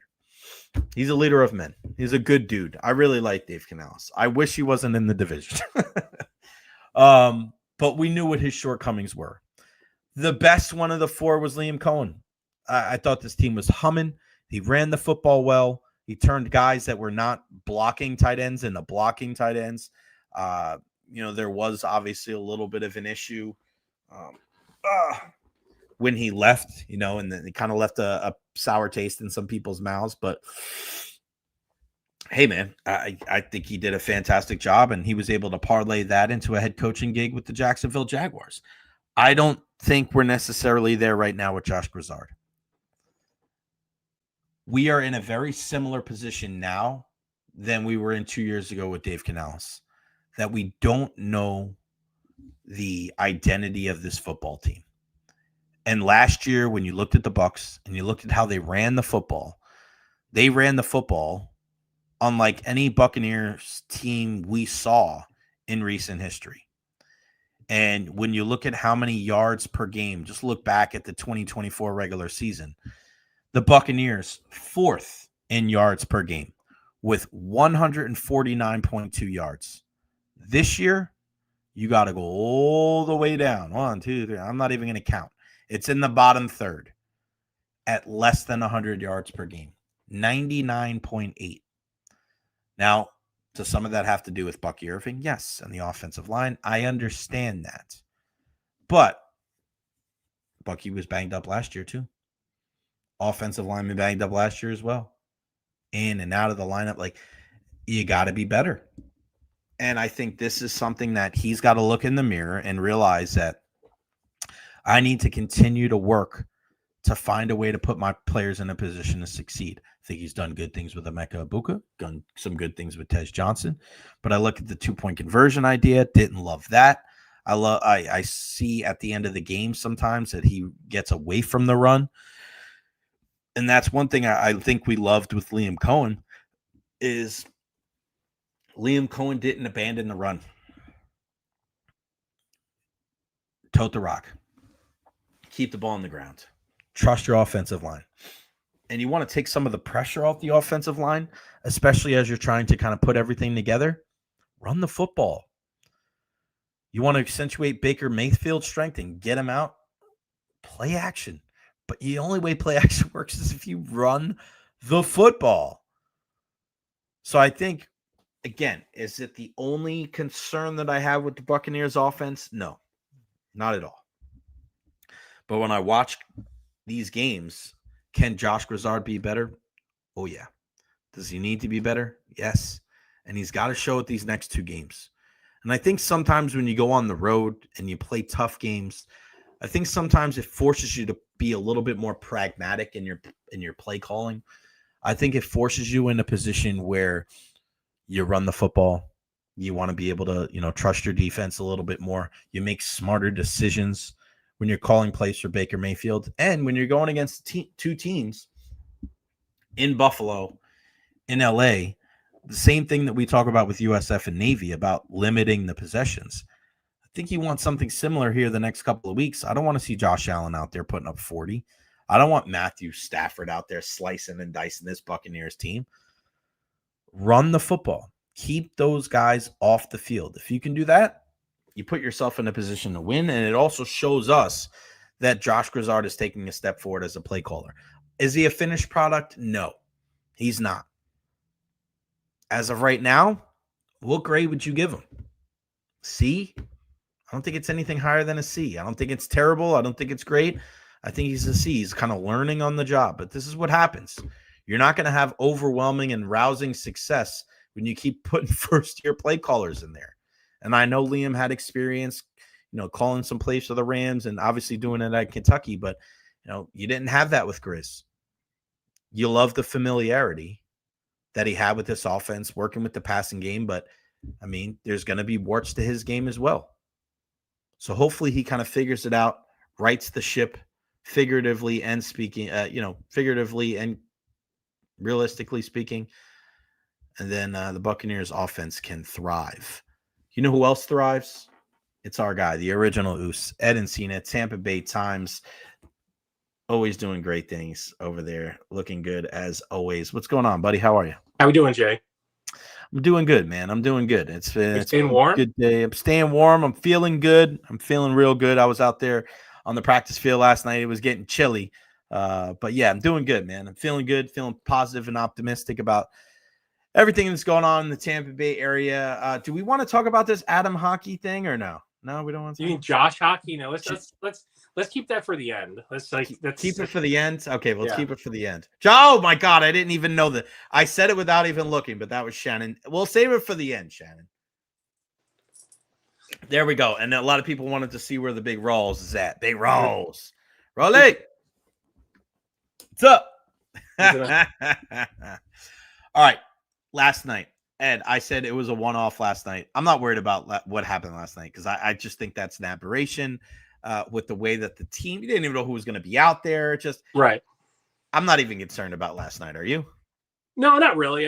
Obviously the injuries themselves are a little concerning because we don't necessarily know the severity of them. And I think over the next, especially since, they did have a game in 3 days, so there was a lot of time to kind of rest up and, but yeah, like the game itself, anytime, there's times when Coop will come into the room in the morning skate and be like, don't ask me lineup questions. And he did that yesterday, but I honestly think it was from a perspective of he really didn't know who he was going to have available.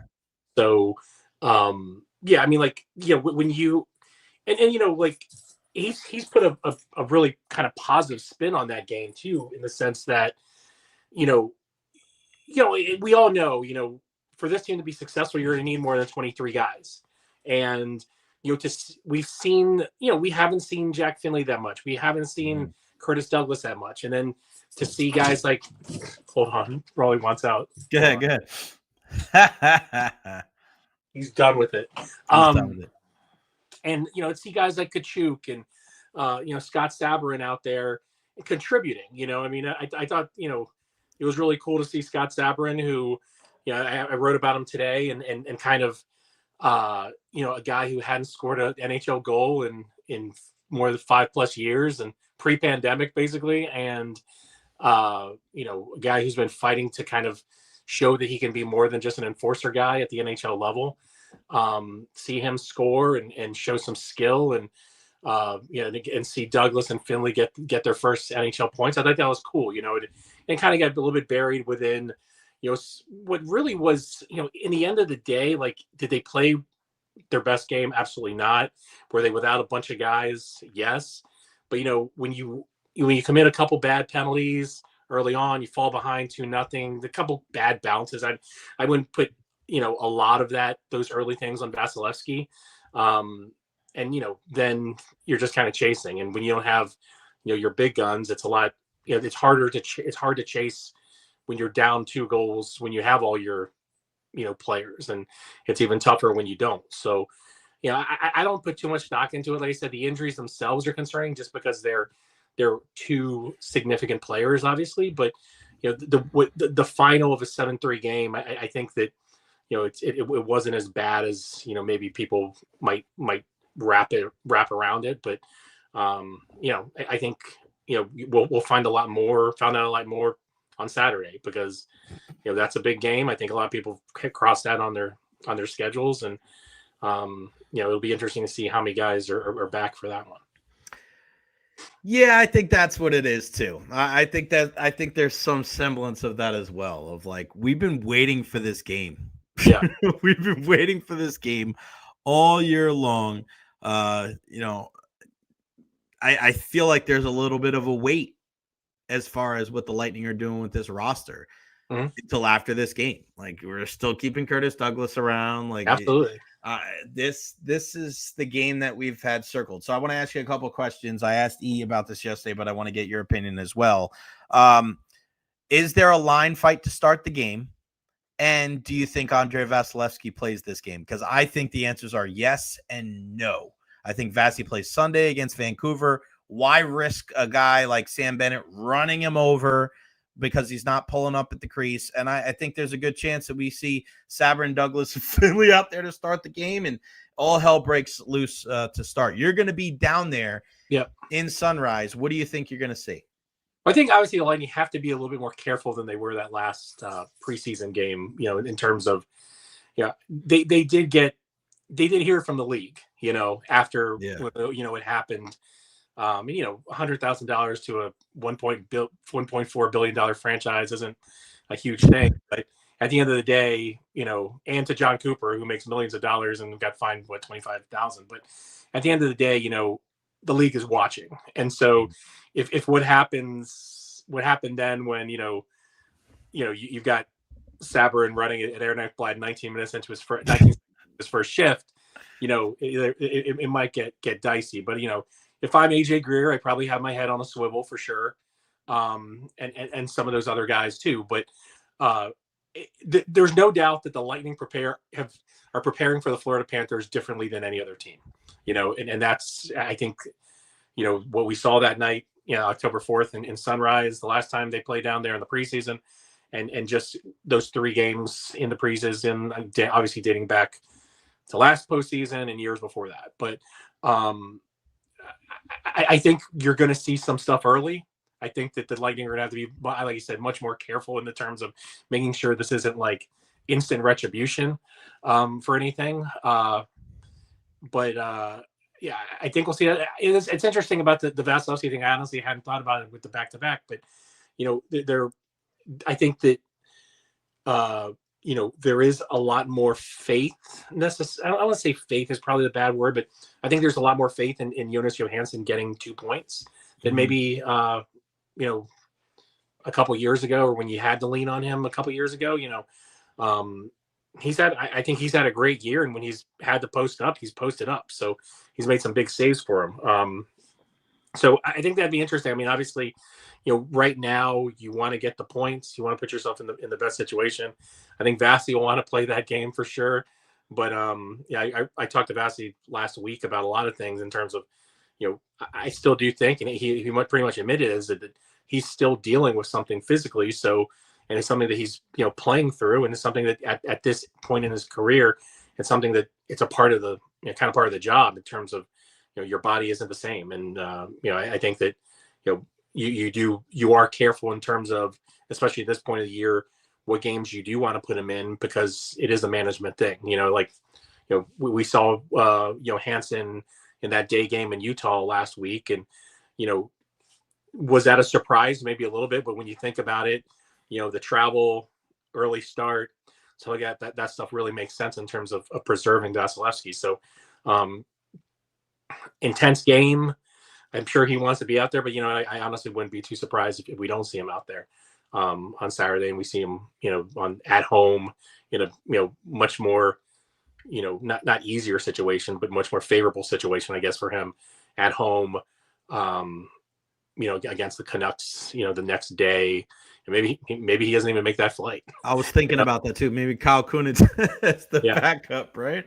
I mean, there's, or you can bring up someone. You can bring up a guy bring up, Fanti, whoever you want to bring up there. So, and that has happened in the past, probably more so later in the year. I mean, I think 2-3 years ago, they had a, back-to-back series in Detroit, and I know he didn't make the trip up there late in the season. So, and I think that's probably happened more than maybe we even, think about, but yeah, so I think, that's an interesting strike. I honestly hadn't thought of that yet, but I wouldn't be entirely surprised if we do see Jonas out there. What about Hagel, man? So the thing I'm trying to figure out with Higgs is whether he was upset about the hit or he was upset about having to go back down the tunnel, because I think if there's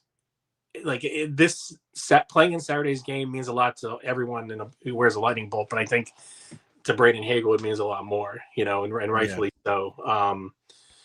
And we know Higgs is an emotional dude, and we know that he wears it on his sleeve a lot, and he he does everything the right way in terms of that, and being the emotional guy, but being the spark. But I don't. That's a tough one. Like I said, I think we'll know more tomorrow, obviously, to see if he's on the ice. But there's been a lot of guys who skated and didn't play. Like Cirelli skated going in, and he didn't play. We really still don't know what necessarily is ailing Victor Hedman. We obviously know about McDonough and James, and we really don't know much about Pontus Holmberg. So I think that's kind of the big mystery here with some of these things is we at least know with Hagel what happened, right? And but when you think about the volume of what they're dealing with injury wise, it is kind of a blur, because we know some, but we don't know others. But they've been very careful with Brandon Hagel since last May in terms of putting him out there. And in some ways, you're always going to play the long game. So putting him in a game like this where emotions will run high, and we know that they go after him because he is that emotional guy, and he does talk a lot. So even if he's 95%, I don't know if you run him out there. Right? Yeah, I don't know if it's worth it. Yeah, I don't know if it's worth it. It's something that you have to certainly be cognizant of going forward. And I think it's going to be a cluster. I really do. I just think it's going to be just a weird game. And I just don't think it stops, Ed. Like, I don't think it stops there, because Matthew Tkachuk is going to want his pound of flesh when he comes back. Some of these other guys, there's going to be retribution, I think, at Benchmark International Arena. The league is going to have to keep a close eye on this, because, again, I don't, even though the Bolts got punished, Ed, I still don't feel like they felt that the the Panthers have, kind of answered the bell or paid the piper. You know what I mean? Like whether it's Greer or Ekblad or anything. And again, that's why, when you're looking at it from the Lightning's perspective, that's why what happened on October 4th happened. It was in the context of the league's not going to do anything about this. We're going to have to do something about it. And no one's specifically said that to me, but like it's pretty obvious, in the terms of the way they came out that game. So it doesn't stop. It's and there's this fine line too. I mean, like, does this make that rivalry better? Yes. Like, is this because of really because of why we can say that teams don't like each other, but when it comes to these two teams now at this point, they don't like each other. Not even and they'll be teammates in the Olympics, and they'll all this other stuff. But they as teammates, as teams that are battling each other, they do not like each other. And I think for that context alone, it makes this, in my eyes, the best rivalry in the NHL right now. But but there is that fine line between the players doing their job to govern the game the right way, and the league doing its part as well, which I don't think they've necessarily done over the course of this, because again, like it takes two to dance, right? So and I think when you look at what's happened over dating back to the playoffs last year, there's no doubt that the Lightning have paid a much bigger price to the league in many ways than the Panthers have. So. No doubt about it. And, that's obviously we'll talk a lot about that next week. I wanted to ask you about John Cena winning the Intercontinental Championship and War Games as well, because it looks like we're going to see War Games with the new Vision. Yep. With Logan Paul, with Braun Breaker, and Bronson Reed under Paul Heyman. A lot of people think Brock Lesnar is going to be a part of that team, possibly Austin Theory, who adds to the CM Punk, Cody Rhodes, Jey Uso team.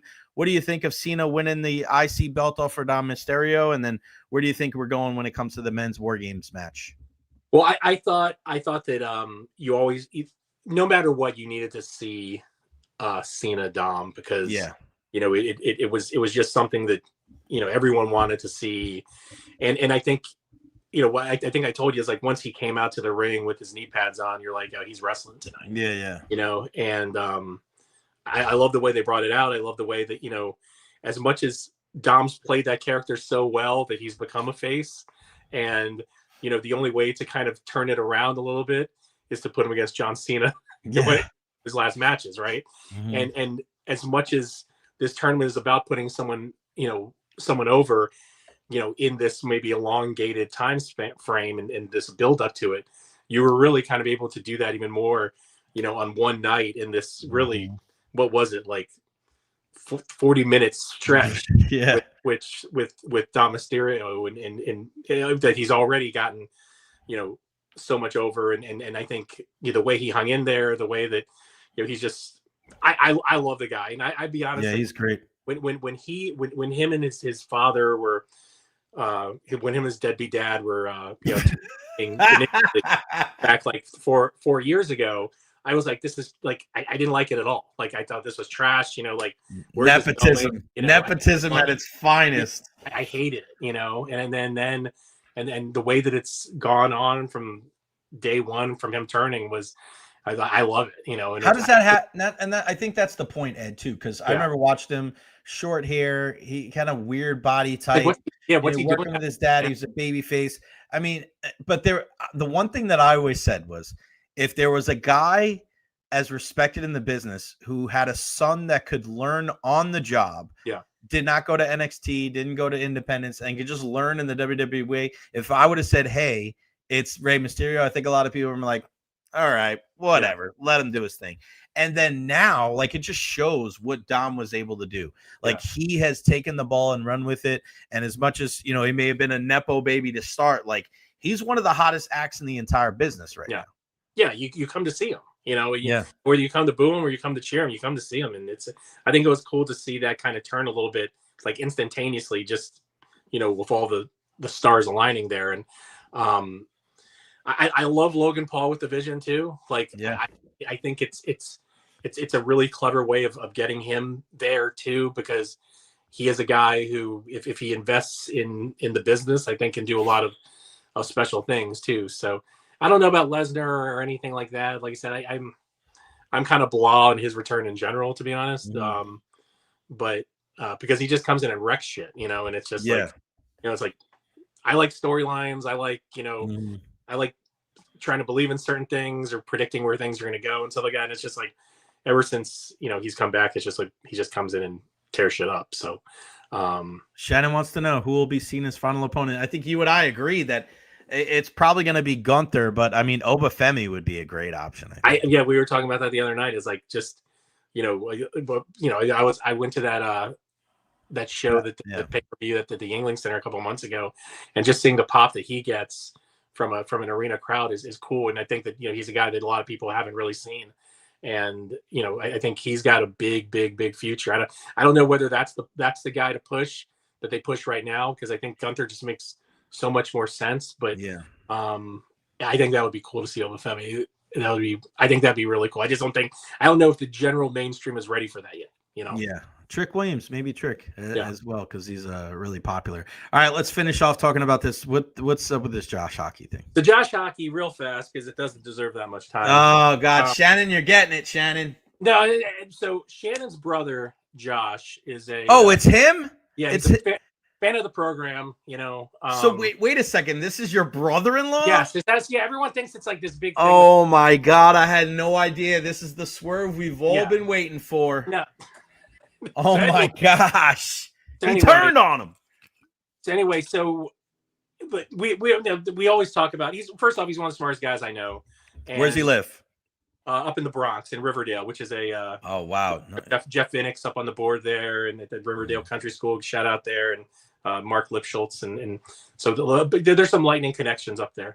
But anyway, so we always talk about sports and stuff like that, and one of his big things was, why do hockey players only skate these short shifts? What if you brought guys out there and they're out there for 5 minutes and, they empty the tank, and can't you get the best out of them and your best players out there for longer amount of time? And I'm like, he's not a hockey player, and, he doesn't see necessarily the effort that it takes to play 50 seconds on ice in an NHL game. So we go back and forth on it, and he's determined that he's going to create this new level, this new version of hockey called Josh Hockey, which is which creates a longer shifts, and that everyone will buy into. It's like this his version of sabermetrics that or no, I mean, it's not sabermetrics because there's really no like statistical backup for it.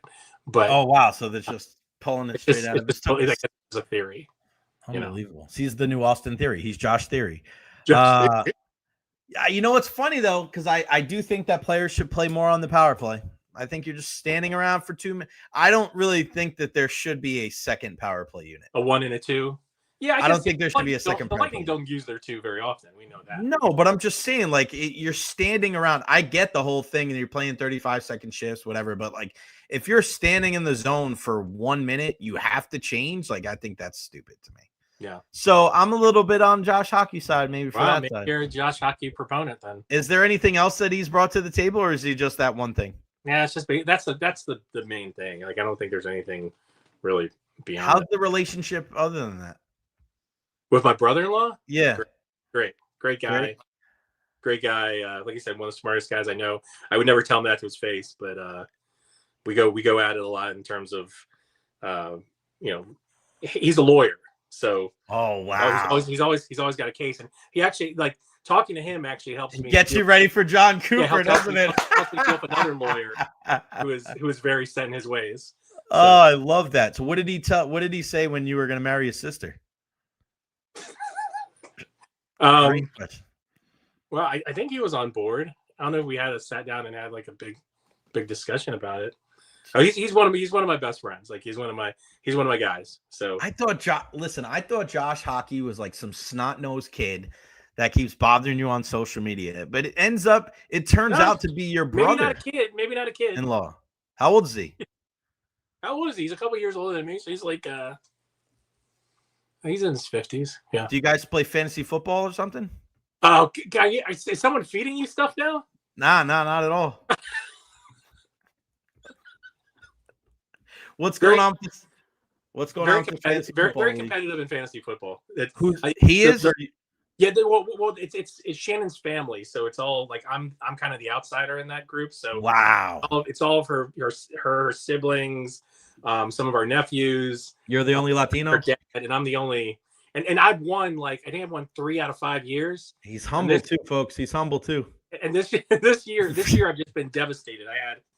It's a 2 quarterback league, so I drafted Burrow and Daniels. So. Just Saquon 3rd overall, and he hasn't been the same guy. So it's been a tough year. It's not by my fault by any means. Like I'm still a great fantasy football owner. Oh wow, he's humble, folks. It's just a matter of just stuff just doesn't go your way sometimes. You just gotta But I can actually still make the playoffs, and so top 4 make the playoffs. It's only a 10-team league, I think. So, but I can still make the playoffs, and I get a lot of Raz because. Like I think everyone else has made like 9 or 10 roster waiver moves, and I've made like 50. So, but you just gotta go with it, man. As long as you guys don't have like a title championship belt, I think you guys will be fine. You do have one, don't you? I knew it. You know why? Shannon told me to. Are we running out of time here, Jay? What's going on? Wait, what's your record compared to your wife's record? I think I'm 1 game back. I just beat her this week. Wow, she didn't bring in. You didn't tell us that, Shannon. Yeah, I beat her this week. That's why Ed's sleeping in the guest room this week. Ed Encina, Tampa Bay Times. What do we have up on the Tampa Bay Times, my friend? Like I said, I did a pretty cool story on Vassy. Like I said, I love talking to him one-on-one because he's such an honest guy, just about some of the physical stuff he's been dealing with, and just getting older, and some of the stuff that you got to manage. And like I said, this really cool story. I love the quote when I talked to Scott Savern yesterday about that game in October. He was like, I think I kind of overshot the runaway a little bit too early, but at the end of the day, when I go out there, guys are going to know I'm out there. So, for a guy who's 33 years old, still kind of trying to find, a chance to really, help a team in the NHL for a long period of time. Like this guy hadn't played more than like 7 NHL games in a season since 2019. So whether he does that here or not, kind of be seen. But that they've got definitely got for him. So that was cool too. So and then obviously just kind of looking forward to Saturday and what we can kind of expect from that game as we were talking.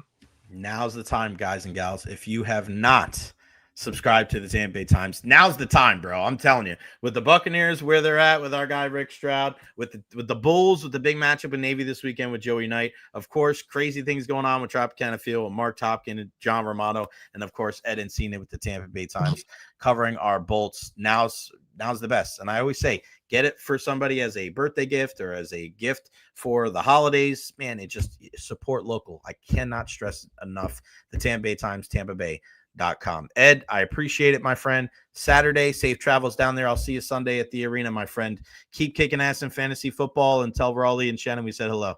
Will do, buddy. I'll talk to you later, man. Always a pleasure. Always a pleasure. The one and only, the original Oos, Ed Encina. What a great guy, man. I'm so glad that we've become friends and compatriots and colleagues. He is the best. We love the bunch of goofballs, as Shannon says. You guys are the best. All right, guys, that's going to wrap it up for me. What a freaking show today. I love my Thursday shows with Eddie Encina and with Dr. Carlos Rodriguez. 7 super chats today. Eddie, 2 from Eddie today. Chan, Rolly, Chan again, Marissa, and Evolve. Oh, I'll answer this question from you, pal. What's your thoughts on Bucky returning? Should we wait until the Rams game? Give him some more time. We need him forever in the playoffs. Yeah, I think they should wait. I think they should, just because you have Rashad, you have Sean Tucker. Wait. Unless he's 100% healthy. Then you can't get healthier when you're 100%. So we don't know. The crazy thing about it is you don't know if – here's my thing. I don't know if they would have him doing what he's doing right now if they didn't think he would be ready for Sunday. All right? You don't know. That's the hard part, is no pads this week, a bunch of walkthroughs. How is he going to deal with, shoulders? They're going to obviously hit him with some pads probably and see if he can do – I mean, if there's anything that they can do to get him ready to kind of simulate some of the physicality,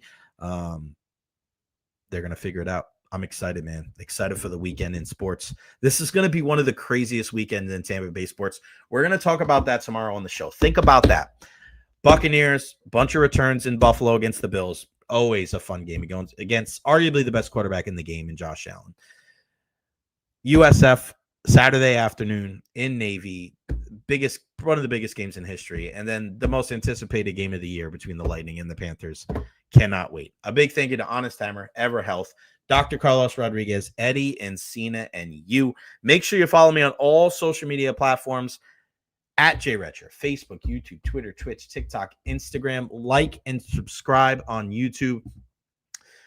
I need 101 more subscribers to reach my goal of 2,000 before the end of the year. So please share this on your social media. Tell people to subscribe. The only guy that's live at noon talking all things Tampa Bay sports. We got a football Friday tomorrow. You better not miss it.